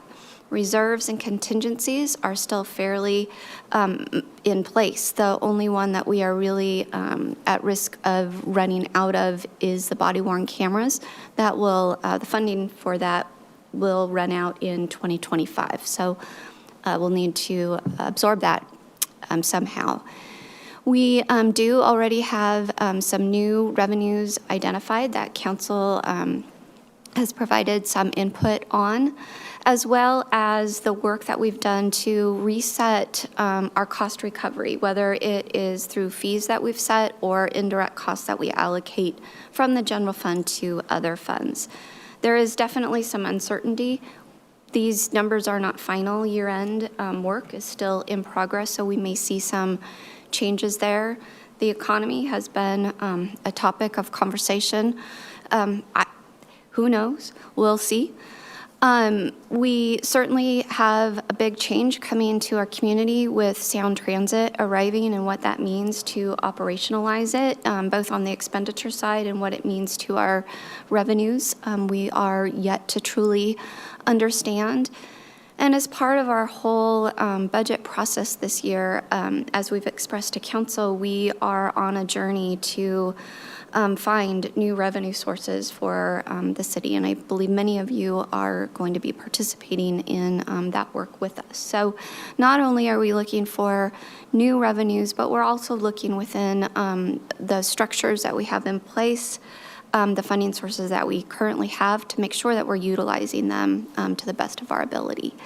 The new revenues that you see up on this list is just an example of some. There are quite a few others that we're looking into, and certainly more to come through this year. The first revenue source that we'll dig into is sales tax. Ongoing sales tax for the first time this year is above where we were pre-pandemic. That is aside from the $6.5 million that we added. So Council will notice that there is a decrease in one-time and an increase in ongoing. Part of that is a shift that we made in the last budget process to recognize $6.5 million of sales tax on construction that is typically one-time as ongoing. That will be in place going forward, and so that is recognized in that shift. We are still waiting for year-end numbers, but so far are seeing very positive results and expect that to continue into the next biennium, at least when it comes to the ongoing. We've done quite a bit of analysis on our one-time sales tax. It really was boosted when Sound Transit construction started, as well as the Microsoft refresh. We were just sort of, when is it going to end? So we've done a lot of analysis on the vendors that have been paying into that sales tax on construction. We feel confident that we'll see some material ongoing, one-time sales tax going into 25 and 26, and we'll probably start to see it taper after that. Part of it is certainly dependent on the pipeline of other development projects, but Sound Transit and Microsoft have been big contributors to the dollars we've seen. Property tax is much easier for us to predict. We set it with council each year when we receive notification of what our assessed values are going to be. At this point, we are seeing growth that is right around what we have projected. We do see the property tax base growing as we are adding new construction to the tax roll. Assessed values have kind of taken a ride. They were down this last year, but we still collected more revenue because of the growth that we've seen. This is the revenue source that provides funding for the public safety levy as well as a parks levy. We expect that we will have that public safety funding gap this biennium as well.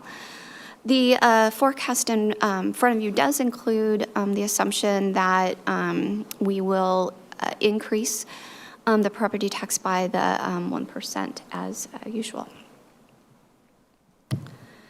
Utility taxes are very squirrely, very, very squirrely, hard to chase. We have been seeing really good results the last couple of years. Really hard to tie that down to people returning to the place of business or not. So we continue to try to understand our utility taxes. These 2023 results are also an estimate. It's possible that we could see actually a positive return here. Been pretty conservative just because of the fluctuation in this revenue source, but it's possible that we will see a more positive number for 2023, which then will lead over into the rest of the forecast. The key factors, we really continue those to remain in place. Some of the utility taxes are, the use of them are shrinking, but rates are going up from the carriers. Some people are, moving away to streaming devices, and we have had that planned decline in place for a bit. One of the things I do want to make council aware of, though, is it's been quite a while since we've done a utility tax audit. And it's been on the work plan now that we have the ability to focus on other things other than D365. Finance Department is currently putting an RFP together to get a consultant going to help us do this audit, basically making sure that taxes owed to the city are being paid. Here you can see the breakdown of the utility taxes. It's really telephone and cable in the yellow and pink that you see start to really dwindle in the outer years. Development revenues, also a little bit squirrely. And although it looks like there's been a decline in the revenues, really it is due to timing more than anything else. We work very closely with the planning department to put these forecasts together. They do a great job of monitoring what is in the pipeline and what is coming. So pipeline of projects is still healthy.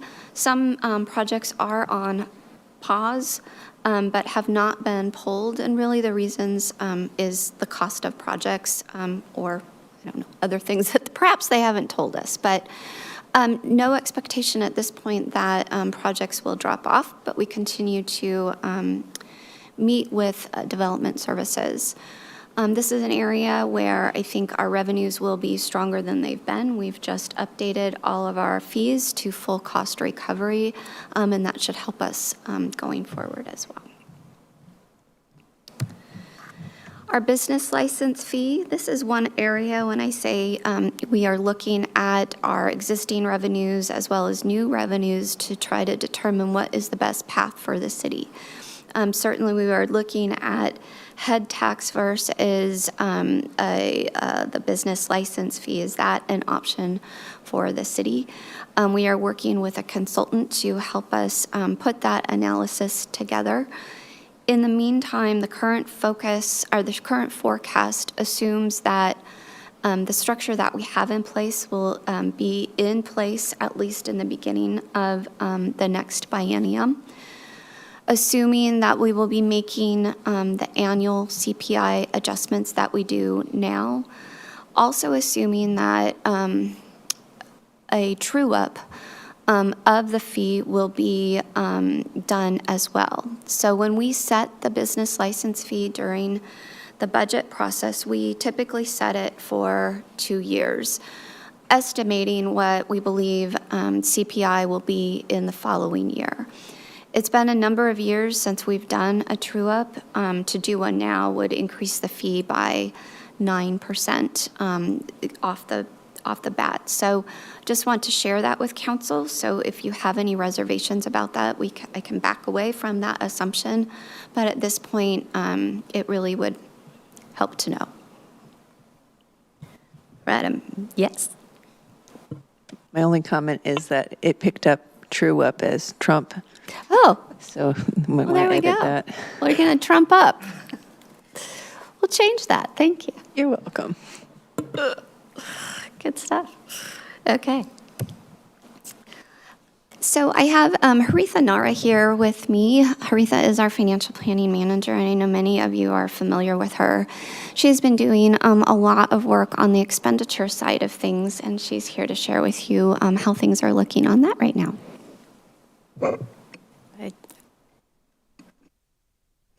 Is the green, okay.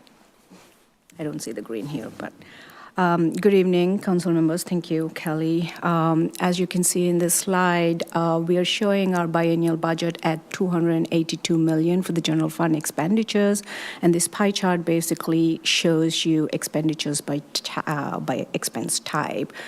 As you can see, our general fund expenditures, or most of our expenditures, the biggest chunk is salary and benefits. So any changes to the salary and benefits would impact significantly to our budget.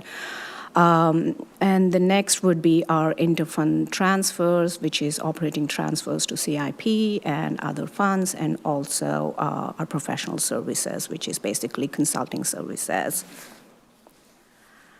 This would give much more detail in terms of how we are performing for the budget to actuals. This is giving budget to actuals by department. As you can see, this is a fourth quarter as of December 2023. We are about 50% spent. Our expenditure spending rate is 50%, which is pretty much meeting with our budget target. However, there are a couple departments which are a little over the budget, which is non-departmental and fire. Non-departmental is about 10% over the budget, just because of the timing of the operating transfers that we do from this particular account. And fire is over the budget just by 1%, and this is primarily because of the overtime. As As Kelly mentioned earlier about some of the certainty and uncertainty on how we are protecting these expenditures, she had mentioned about our ongoing expenditures which are funded through one time, and we have some settled contracts, especially fire, where the COLA rates have gone up, which would definitely impact our salaries and benefits, not just for this year, but also in future years. Also, we are aware of some of the costs that would increase our budget, which is jail costs, parking, and insurance rates, and software subscriptions rates. Again, as Kelly mentioned earlier, there is still some uncertainty because we are not yet done with our year end for 2023. So the numbers that we are projecting right now is, although we are confident, we are accurate, but still it will change. The impacts, the same thing that is uncertain in the revenue section would also impact over here, which is the impacts of Sound Transit opening. So we don't know what expenditures we are going to face. Union negotiations, which are not done yet, which we are expecting to be done either this year or next year, which will impact the COLA and other rate changes. And inflation and the funding to arts and events. Inflation is obviously so unpredictable. We don't know how much we should be forecasting. We are doing our best to predict, much more accurately based on the economy, but still it's unpredictable. Next, this particular slide, which shows basically a bar graph, which is showing our preliminary forecast of all expenditures by type. Again, I would like to pinpoint that these are all preliminary numbers. We are in a process of updating or projecting our positions cost for 25-26, so the more accurate data will impact these graphs, either compressing or expanding any of these colors. I'll hand it, if you don't have any questions, I'll hand it over to Kelly. I think by March, you think I would know.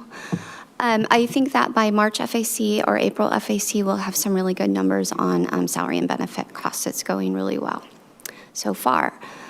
Looking at the CIP, things are looking very strong there as well. If you look at the 2023 numbers with everything except for impact fees, it is looking very well. Impact fees, we saw a pretty big drop. Research has been done with the planning department, and really this is where those projects on hold reside. So they are sort of sitting there hovering right at where those fees would be collected. So it's probable that we'll see some of that action this year. The water wastewater utility also is doing really well. This is a fund that we had our eyes on, especially during the pandemic. And we are seeing very strong growth and very good results for 2023. I wanted to just share with some of the newer council members that the utilities are something that we keep an eye on. If you look at this graph, you can tell that expenditures outpace revenues for a majority of the year until we really start seeing summer consumption. We are in a watch and wait mode. I share with anyone who starts with the city that will talk to me about utilities, and it's not very many people, but if you watch the grass outside, if it's dead, we're making money. As soon as it comes back in green, we're done for the season. It's true every year, but you can see, revenue really follows demand, So that's what we have on the forecast. We are certainly making our way, seeing some positive results, but also seeing, some drivers there that are creating a gap for us. Not only decisions that we made in the last budget, but some of the factors that we can't control. So working our best to narrow that down, and we'll keep communicating as we go with new information. Would you like to pause here and take some questions on this before we move to the next topic? Yeah. Great. Council members, do you have any questions?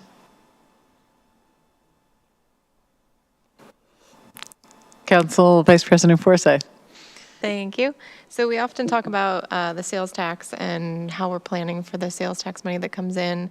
And one thing that I bring up with some regularity is how we're planning for the future of that sales tax money to drop and how we will make up that difference because we rely on it quite heavily. So if you could just enlighten us a little bit more about how those processes are updating. So the way that we handle one-time sales taxes, typically it's not something that we budget for because we don't want to be reliant on one-time revenue for ongoing things. But it does create quite a bit of opportunity for us at the beginning of each budget cycle to provide additional opportunities to invest, mostly in our capital investment program. And you're right, it's concerning to think that that may go away. So that is why we've done some pretty heavy work in isolating what we believe is the cause for the bump in sales tax that we've seen really since 2017, which is when Sound Transit and Microsoft started, 17-18 timeframe. I think from what we've seen, expectations is that one-time sales tax will still hit probably around the $10 to $12 million mark going forward. So we'll be losing more like $6 million a year. So we'll still have some. It'll still be higher than it's been in the past, but we won't have the saver. Really appreciate that last piece of it because I don't think we've ever heard that part before where you're actually kind of guesstimating how much in the future we'll not be seeing. So I really appreciate that bit of extra info. You're welcome. Thank you. Councilmember Stewart. Thank you, Director Cochran. It's awesome to be working with you in this capacity this time. I can tell it's going to be really fun. I had a question on the third slide just about the layout for the year. There was conversation this past weekend at the council retreat about the, that's okay. The one with the cute flags. Yeah, just the layout of the year. There was a conversation this past weekend at the council retreat about the performance metrics that we use, and you showed us on the dashboard outcomes and whatnot. I see that you have that mentioned in the third quarter here, performance measures. Could you walk us through what will be done in that body of work this year and what won't be done? So if you, and I can send you materials if you'd like, but the in the budget document, this slide that I showed you, hold on, this one. This is our outcome map. And on the back side of that, you'll see all the programmatic measures that roll up to the dashboard indicators and then the budget offers. So during the review of performance measures, we're doing two things. We're first of all collecting data for performance, for past performance. So we'll be collecting data for 2023. We've got financial results, but what are the performance measure results that also contributed to the results or the outcomes that we saw? We're also making sure that they are the right measures. Do they need to be refreshed? Is it still valid? Do we have the data the way that we thought we would? Are we getting the results? So we are not only looking at how did it go, but is this the right measure? And we, at least for those that we use in the budget process, try to stick to those that are coming from accredited organizations or things that are really less subjective than surveys. Sometimes it is what it is, and it's the best way to measure, but try to stay out of subjective things. I think that's really helpful to hear, and so there could be changes this year. Of all the priorities and things that council's balancing, this wasn't the one where council wanted to spend the most amount of time. So I'm being very specific, like not to ask for more work and engagement with the council on this. But if you're already doing it, I would love a chance to hear back about the review of those outcomes and what changed and why. I think that might be helpful information if you're already doing that work. That's Yeah, easy. actually, I would jump in here that I think what we might have come to at the council retreat was that we were going to direct Councilmember Fields to put this on FAC. So, because I think what I've noticed in the two budget processes that I've gone through is that those measures show up and then we say, this isn't the time to discuss those measures. We can discuss them at another time, but then we don't always make that time for the council to discuss them and to say, how do these measures look to us as well? So I think just having a touch point at FAC would be great. The first thing I'll do is share with you sort of the whole book of measures for each priority, so you can see that alignment and start looking at that and be ready for the conversation. Thank you. Did you have another question, Councilmember Stewart? Just a comment and thank you, Director Cochran and Council President Kritzer, for remembering what we decided to do with that item. It was a long day. On slide number 9, I just wanted to leave space, especially for our new council members. There's a lot about being in this role that is optional. There's some that is absolutely fundamental, and being the fiduciary body for the city is one of them. So this is really important. That's why many of us spoke up about the interest in needing to find a new solution to fund a big piece of our budget that currently sits in a levy that is no longer functioning the way that it needs to. So just wanted to leave a little bit of space if anyone has a question on that, but otherwise, thank you. Are there other questions from the council? Okay, well, I'll jump in for a second. Just following up on one other item that came up during our council retreat that I just wanted you to note for also following up, I think, during FAC for a touch as we're getting ready for the budget process is, as you noted on the, on financial review, or on different new revenue sources. I think there was a lot of interest from the council in being able to have a discussion on that earlier on business license fee, for example, as you mentioned, truing that up, and then any other kind of potential sources you're thinking about. I think that would be one to have good to have a conversation on sooner than later. And I know we're about to get to the actual process, but just wanted to highlight that as well. Yeah, we will keep you updated on that analysis, and I know that the fire department has plans to bring forward some of their ideas to you soon this spring. So we'll get some of those conversations going. Great. And to note on that we did also make the decision to allocate a couple council members to have offline conversations with staff about specifically the public safety funding. Yeah, that's great. All right, well, let's move to the next items, and then if people come up with other thoughts, then you can ask on the previous ones as well. Okay, so I just would like to make council aware that I am not just trying to focus on efficiency when it comes to the council process. Doing this across the board, have made changes at the staff level, at the director's team level, just trying to be sensitive to the capacity that we have in the organization and the time that we put into this and try to capture the value. And I apologize that this is so small. But I've divided my proposal into 3 different slides. So essentially the pre-work, the study sessions, and then FAC, what we will be bringing to council and when, and then we'll talk about deliberations. So the first study session, we are here tonight setting the stage, letting you know kind of what the financials look like, discussing budget process. And we'll finish these conversations FAC, probably then there's another study session that will discuss things later this year. Budgeting for equity is something new that we're doing this year. I'm very excited about it. I'm working on this with Jan Harrison. We'll be bringing materials to you in April, letting you know how budgeting for equity fits within our READY plan and how we are working to make sure that that alignment stays where it needs to, but allows us to get going on what I think is an important addition to our budget process. We added in the last cycle 2 study sessions on the CIP, and I'm proposing that those stay. They would happen in June and July. First is on general government. The second is on utilities. It's where we share with you what the forecast looks like for those different business areas, discuss the projects that have been proposed, and have discussion with council about changes that need to be made.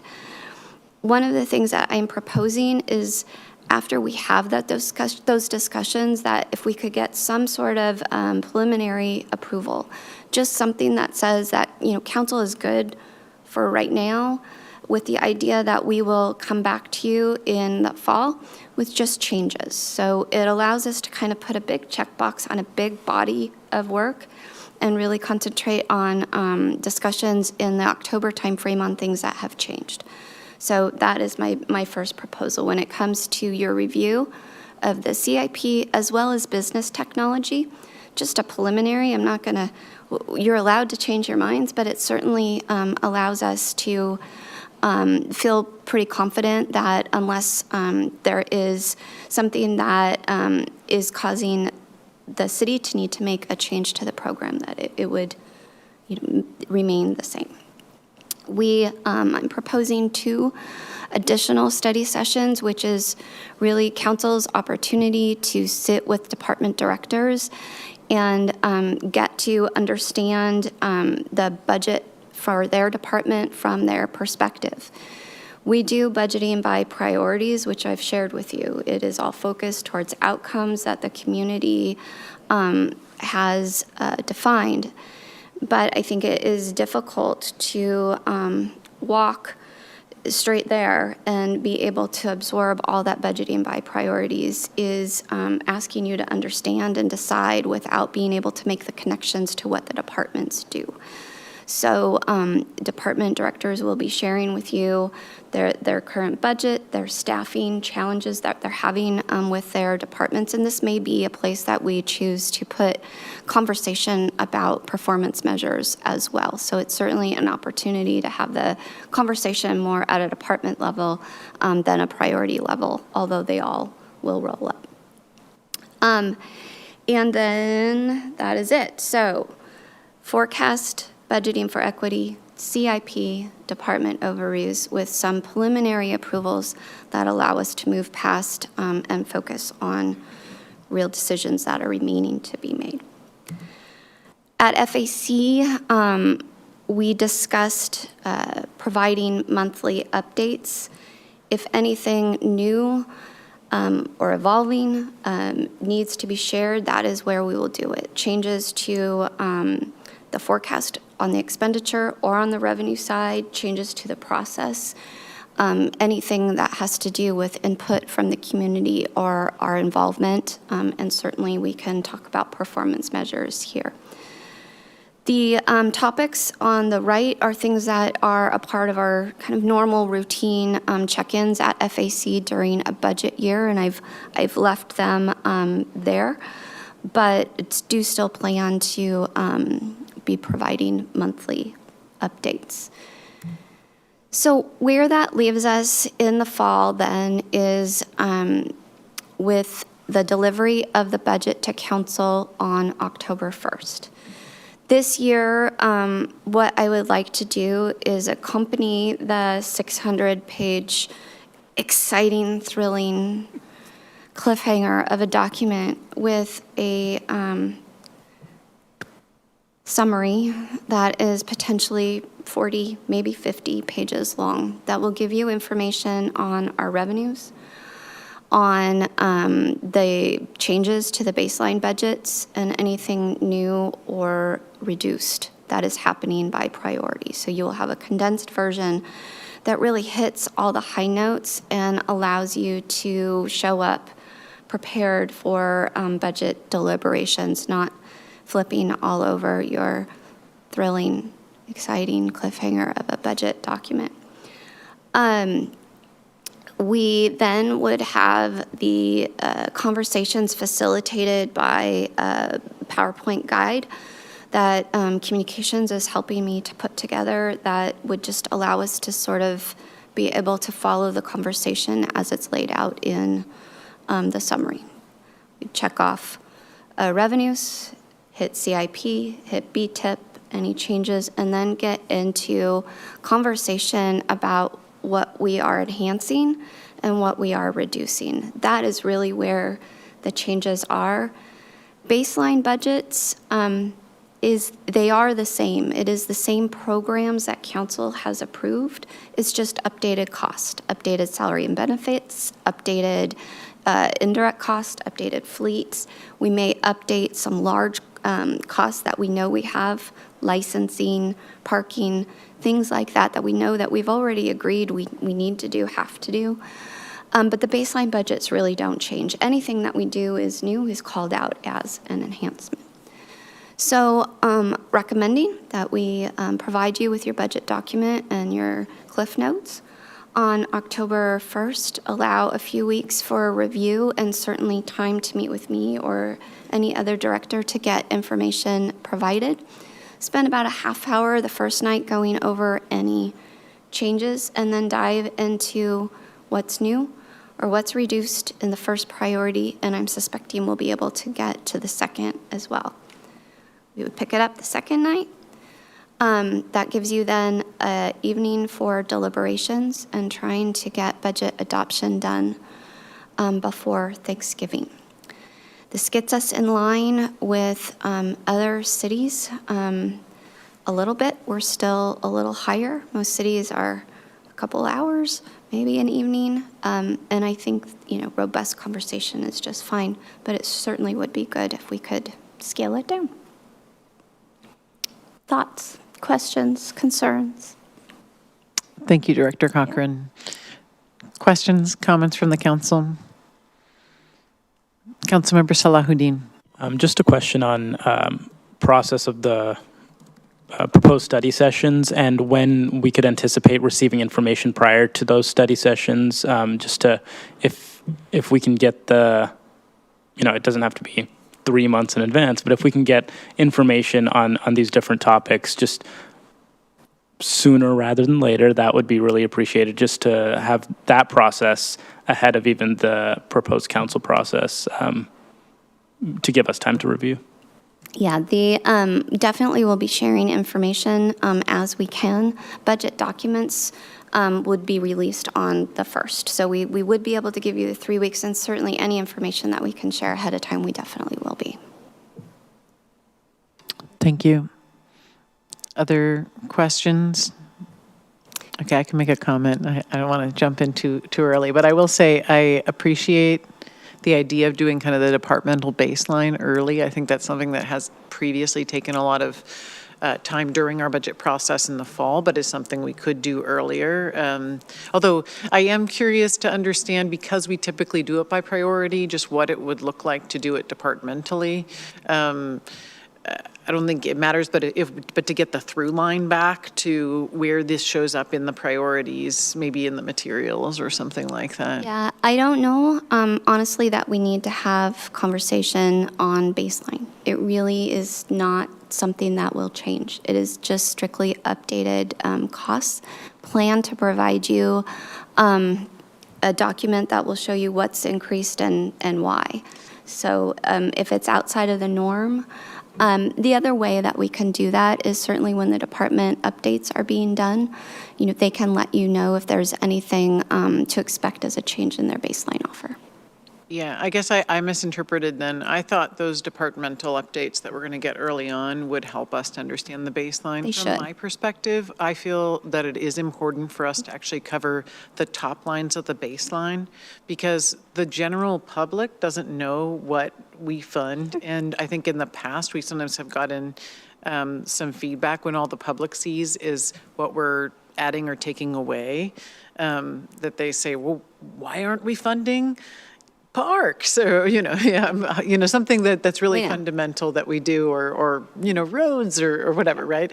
But that's in the baseline, and I think being able to share with our public, and maybe it's the way that the budget gets written, but what we are investing in, that's not just the changes, but what's kind of making up the bulk of the budget is still really important. And given that we have 2 new council members, I do want to make sure that we just kind of bring them and the public along in that. I think that we can set that stage. We plan to put together a template that all departments will use And we certainly can share what their baseline budget offers are and how they are evolving. I also had planned to share during that time with council the one-time funding that was provided in the current biennium, so you can get an idea of where we are in those things and how it's feeding into 25, 26. So I think we can make that work. Great. And I would say the other two pieces on process that I wanted to note at our council retreat this weekend, we did have a discussion about council's budget priorities and interests, and we prioritized them. And so we'll be sending those over to you. So that way you can note, what are some of the items that we're hoping will show up. I think what was great in the last budget is having that set of notes of where it's showing up in the draft budget, what council had transmitted early. So hopefully that can happen. And then the last question is just, I know we typically have budget hearings, so will those be in between the sessions that you noted? Yep. They will be, there was one two in October, one in November. One in October, right after our final forecast. Sorry. So one is in October, and the other two are in, one is in September, and the other two are in October and November. I think the last time we also did a hearing before our July CIP or around that time. It might be good to just have another hearing around that time. We had talked about that, and we looked, and there was not, no one had showed to that public hearing, but we certainly can entertain it. My recollection, and others can jump in here, was just that it mattered to the council to give the opportunity for hearings. And I know every time we try to do communications, even a video, to invite people to come out and share their thoughts. And I think earlier the better in terms of influencing the process. Not sure if others want to weigh in. I see some nodding heads. Councilmember Stewart? Sure, I'll chime in with that to say there was also, and I don't remember, forgive me if it was a budget hearing or something else in particular, and like post hoc, it was like, oh, nobody came, but it also wasn't communicated super well, and those are details that are harder to remember later on. So yeah, I think another theme of our council retreat and the conversations we had this weekend were largely around let's plan to do good work and also communicate with the public about that good work too. So to me, that feels in line with the council. We plan to start outreach to recruit civic results team members in the April timeframe. If we are going to do a public hearing in the July timeframe after we have presented the capital program and business technology, we can start discussing, messaging around that time as well. Thank you. And for the listening public and our new council members, can you describe the Civic Results Team, please? I can. So the Civics Results Team is a group of community members that volunteer to spend time providing us with feedback on our budget. And the work that they do has varied over time. When we first started budgeting by priorities, they actually would rank every one of our budget offers in the same way that staff ranked the budget offers, and then we would use the comparison to help make decisions. Over time, we've evolved their process and had it focused on things that are really timely. During the pandemic, we had them really be focused on, in these kinds of circumstances, what is it that you would expect from your community? And the exercise this time will focus on budgeting for equity. So we'll have some projects and some investments that will come out of our implementation, and they will help us make sure that those resonate with the community and are good before we finish funding. Thank you. Councilmember Stewart. Sure, I'll kick off the next round of thoughts, and I think it's worth having a discussion too in response to Director Cochran. We're having this conversation today about a budget process that looks so different than it has in the past, and by when we want to commit. We haven't had 24 hours with it just yet, but we're missing our FAC chair tonight. But if we could at least by tonight put a mark in the horizon about when we can thoughtfully respond to Director Cochran, I think that would be helpful. Just a few thoughts for me. Number one, so excited about budgeting for equity and what that looks like here in our city. I also think it's really important that we trust Kelly, because Director Cochran has sat in the seat where Haritha is now through so many budgets, actually. So I'm guessing that this plan is this proposal is years in the making, and I just want to really thank you for your service and working on bringing us a new normal and making it better. Some of the things that I would be hopeful that this new process might lend itself toward is that feeling of to some extent, I'm already feeling it this year, oh, the moment's already passed, a decision's already been made, by the directors, and maybe I missed my moment. To have some of these touch bases with the directors coming as early as June, that's a few weeks from now. So I would hope that I would hope that this process would help us feel like we were engaged as a council longer in the process and didn't receive something, that felt fully baked. And maybe that's where some of that mistrust, we must read every page, we must discuss every offer, was maybe born from. So I really hope that that is something we could experience this time. I really do appreciate, too, the conversation on keeping the fall around the deliberations of reductions and enhancements. I think one of the things that I haven't yet experienced at the city is an economic condition that's as stable as it is today, right? So it's been a bouncy few years, and things have been moving around, and even a 6-month period, was so difficult to consider in the past while we were in this process. So I'm not sure if I'm being completely articulate on that, but I'm just thinking about the environment or the container in which this budget is going to be built this time. It seems like that environment is going to be a bit more stable. And if we can do this, I think that a byproduct of the process would be a different level of trust in the culture of the city of Redmond, and that's worth something worth aiming for. The other thing I have failed to point out is that within this time frame, there are 2 Thursdays that are available if we need it. And we certainly can put a hold out there, and if it turns out that conversation needs to be more robust, we would have the time to do that.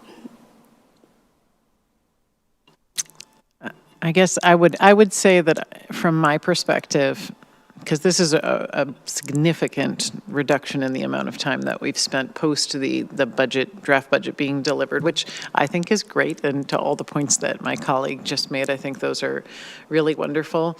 Just recognizing and respecting council members' time and need to carve out potential time. I think putting just holds on calendars as, if needed for those Thursdays, which we typically had used, would be important. And recognizing even just this study session is likely to go 3 hours, so 2 hours is pretty ambitious for any one of these. And I do want to make sure that we leave enough time for council members to be able to ask their questions. Exactly. Any other comments? Council Vice President Forsyth.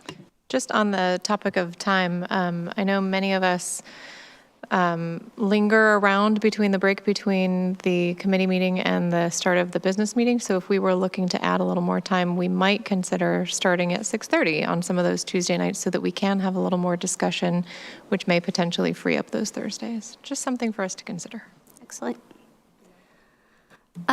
So what my plan is I'll take in what I've heard and put together a council calendar to bring back to you in March so you can see it holistically all on one page. And if we need to make any adjustments there, we can, but we should be pretty good with a calendar and a plan for you. I'll bring together some information on budgeting by priorities. It's important for me that you understand what we do and why it's important to me. I feel really strongly about how we look at the budget through that perspective for the community. We certainly look at the budget through a lot of different perspectives or lenses in the finance department. And I want to make sure that council has the tools that you need to be able to walk from department to priority and feel comfortable in making decisions. And so I'll give you some background information, and we'll continue to evolve those conversations, as well as provide you with our long-range financial strategy, which is really council's guidance on how we approach the financial aspects of what we do. And so let you take a look at that document and make any adjustments or suggested changes that you might have between now and the April-June timeframe. Great. Any comments, questions? Councilmember Stewart?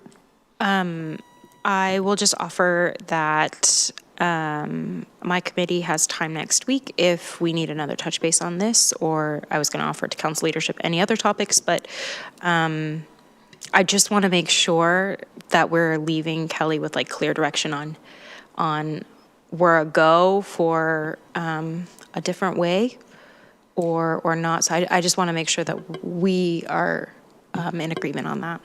I think if there is no rush on it, that coming back at FAC with our FAC chair, I think would be a good idea. But let's plan and say, council members, think on this, gut check on whether this schedule makes sense for you or what questions you have, and then bring them to the March FAC meeting. That's great. Okay, great. I think that's all. I don't see any other questions. Thank you so much. And with that, that brings us to the final item on our agenda, which is council talk time. I will give a few updates, and then I'll open it up in case people have anything to say. I know we did a lot of talking this weekend at our council retreat. Thanks to everyone for your participation. I met with Council Vice President Forsyth today to just talk about some follow-up steps. We'll be getting the materials from our facilitator, Tracy, and be sharing those out with you all with kind of the action steps on those and where we'll be scheduling. I think there were some pieces of things that we want to put on the agenda to schedule, and then some other things, for example, like transmitting our budget priorities and some of our policy priorities, as well as forming the couple of subcommittees that we came up with that we'll be following up on via email and with the mayor and COO to make sure that we're getting those things moving. And just appreciate everyone kind of showing up for that and bringing those ideas. We also have been thinking in terms of the follow-up on some of our discussion around, how we all work together, and in particular, the pieces around mayor council or executive council kind of collaboration that we're going to see if maybe we can roll in some of our follow-up discussions on that into some retreat work with Anita, since we'll be following up on our READY AR work, Respect, Equity, Diversity, Inclusion, and Anti-Racism, with her in a retreat on April 30th, but may still have a few hours. So we're going to look into whether she might be able to help to facilitate also that discussion, which I think really builds on the foundation of what we worked on with her, of just how we build a great team here at Redmond and a great culture of respect. So kind of that, just wanted to share that thought, since I think it was left out there, of how do we follow up on that piece, and that's kind of where we're thinking about that. And if anyone, I'll pause for a sec. Does anyone have any questions or comments on retreat follow-up at this point? Otherwise, I'm happy to follow up with updates as we have them. Okay, not seeing, Councilmember Stewart? Sorry, and I communicated this electronically a couple of hours ago, but it does look like the 2PW meeting next week has room in it. So if any one of those work items that could fit in about 20 minutes of council discussion, I certainly welcome that, but we would just need to get it into the agenda fairly quickly. Great, yeah, and I did see that note, but didn't see it till we just arrived here today. So we'll take a look and follow up with Council Vice President Forsyth to see if any of the items we had on the list might plug in. I'm wondering, I know one of the things that we did follow up with our attorney is the discussion around our rules of procedure around items from the audience, and I don't know whether that's schedulable for next week, but we're going to be looking a little further out for that one, but getting that in the next month for us to look at.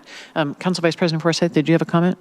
was just going to add, if there is conversation to be had, it might be more in this kind of format, since we don't necessarily have time to get it on the agenda that has to go out for Thursday. Agreed. Yeah, so we'll take a look at the list and see if there's anything that could just be a good council conversation at that one. And if not, then we will be looking and appreciate Councilmember Stewart taking that initiative, and would just say to our other committee chairs, when you see some time open, as we discussed, let us know after your agenda setting, and hopefully we can plug in some of those pieces. The second item I wanted to make everyone aware of is that for our March 12th meeting, which is our next study session, I think quite a few people are going to be out of town due to conferences and some other pieces. And so we're looking into whether we might just have all council members participate remotely for that meeting. We'd still have City Hall be open in case the public wanted to come and watch in person, but we may just have the actual meeting happen online. So we'll follow up with some details on that, but I did want to flag that for council members, since I think quite a few of you had reached out to say that you were going to be gone, and it may just be easier for us all to kind of hear each other if we're remote. I will personally be remote as well, so and we'll be chairing that meeting, so that'll be fun. And then just a couple things I wanted to highlight as well. Council members had asked a little bit about travel expenses and reimbursements. And I think for some of the recent conferences, there had been kind of a paying up front and then getting reimbursed. But we are talking with the COO about having some of that, those expenses being able to not have to go through the reimbursement process, but be paid or registered via the city for some of these pieces. So we already have some of that, but just wanted to note, since that had been raised by some council members, that we'll be following up on that, since we know not everybody wants to be able to kind of front the money for some of these things. And we do want to make sure that council members can get out there and be going and learning and connecting. So appreciate all of you who are taking that initiative, and we'll follow up with more details on that soon. The other, just a couple of things I wanted to highlight in terms of policy. COO Files sent around a letter today, which was the response from the Regional Crisis Response.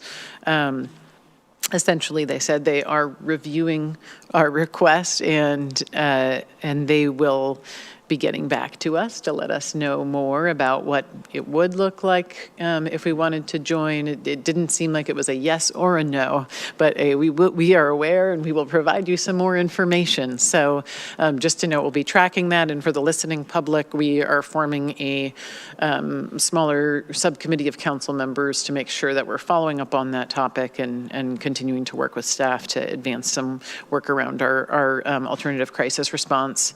We also received a question from various people about where we're at in terms of our tree regulations. Director Helland noted it earlier tonight, but I just wanted to note in terms of timeline for that one that the hope is that we're going to have some information based on Kirkland's experience by end of March at the latest, and then can determine next steps. Potentially, one next step would be coming just back to council. These are, for those who are new, some regulations that we looked at and we were intending to pass, and then we only passed a smaller chunk, and then we're waiting to kind of wait and watch on this one bit that was very similar to a Kirkland ordinance. And then it's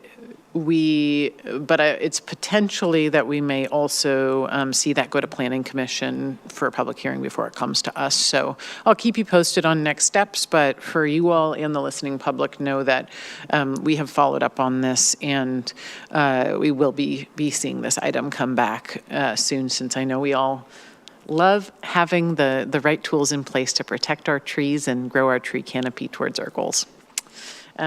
So any other comments, questions, Council Vice President Forsyth?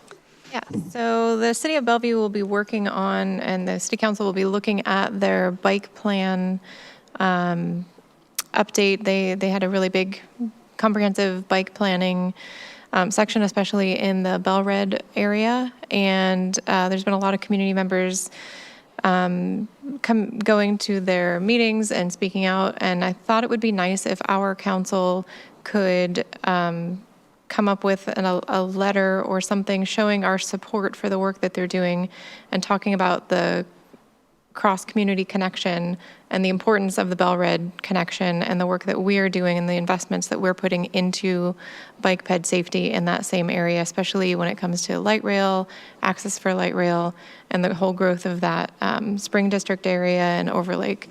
So just wanted to kind of get a temperature check to see if folks are interested. I know that their council is talking about that and reviewing all of that information at the end of March, so we would need to kind of act a bit swiftly. But before I move forward with trying to get something organized, and I would be reaching out to staff a little bit to help me point me in the right direction on some of that documentation, I just wanted to make sure this was something that we were interested in doing as a council, to say to their council, please make this a priority as you already have. So just looking for some feedback. Thank you. That seems like a great hopper item. So as we discussed this weekend, I think just being able, so council members can consider all the details, but I think if we could get it for the March 12th study session, that would give enough time for us to review it, and potentially maybe since you floated it now, we could consider, how we refer that at that meeting. I guess I'm bringing it up now because we don't necessarily have time to go through an entire, I just want to get a temperature check to see if folks are interested in even me pursuing drafting a letter, because I don't want to spend a bunch of time on it if we're not interested in supporting our neighbors on this. Council members, any comments?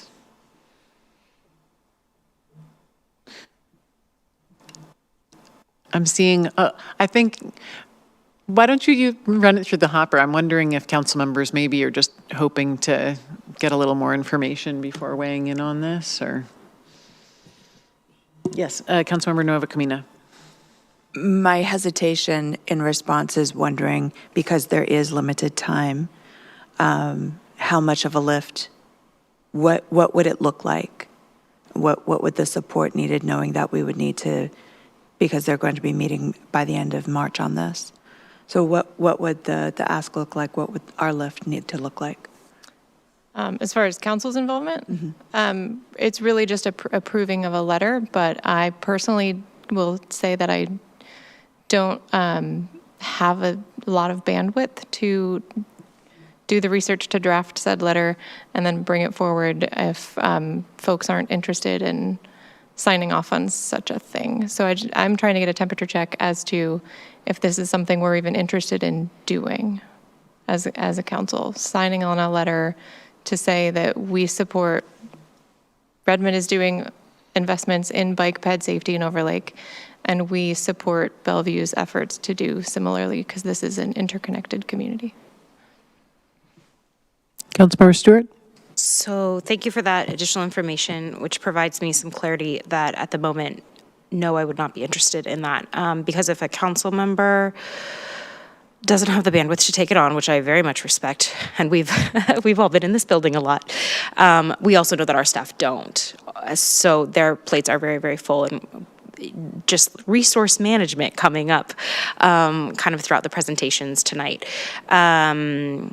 That being said, we all have cross-regional relationships and can make phone calls and go for walks and have conversations to communicate we are proud of the investments that we're making. We've also heard from staff that they have relationships with the Bellevue staff and are working together. When we asked about, there's actually an item about in the matrix that we reviewed earlier tonight. So the point of clarity, I think, is about resources and time, and I appreciate the question, and since you were asking for something in a timely way, for me, that's a helpful deciding factor.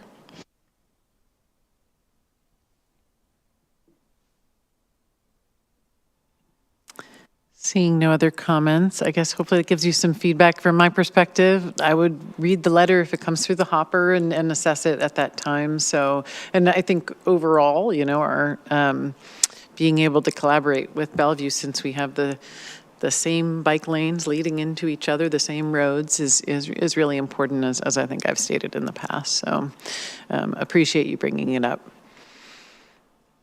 All right, are there any other items for council talk time? Seeing none.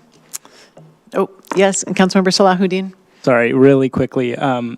As you mentioned, several council members, or a few council members, will be attending National League of Cities Congressional City Conference in 2 weeks. I think it's just myself and Council Vice President Forsyth. I'm going to connect with Council Vice President Forsyth because the agenda came out and there's a lot of sessions. We don't want to double dip, and would love to also ask the group, whenever we have some open time, I guess, on sessions that might be of value to the entire council and the community. Would love to, see if there's opportunity to attend those. And then question, do we know who the ombud is for March? It's me. Awesome. Thank you. Just wanted to get some clarity on that. Yeah, and I think we just uploaded into the OneDrive the Ombuds calendar, so you can remember which is your month. Awesome. Yeah, thank you. And thank you very much for bringing up about the National League of Cities. That's the conference that's going on when we'll be doing the, hopefully, online meeting. And so look forward to hearing back from both of you at the next study session after that, all about your takeaways, and appreciate if you want to send the agenda so we can flag that it'd be fun on behalf of us for you to go check it out and report back. Councilmember Stewart? And don't miss the first timers breakfast. It's so helpful. It's so helpful. So I hope you really enjoy that. Thanks. Absolutely. Great. All right. Well, seeing no other items, last chance.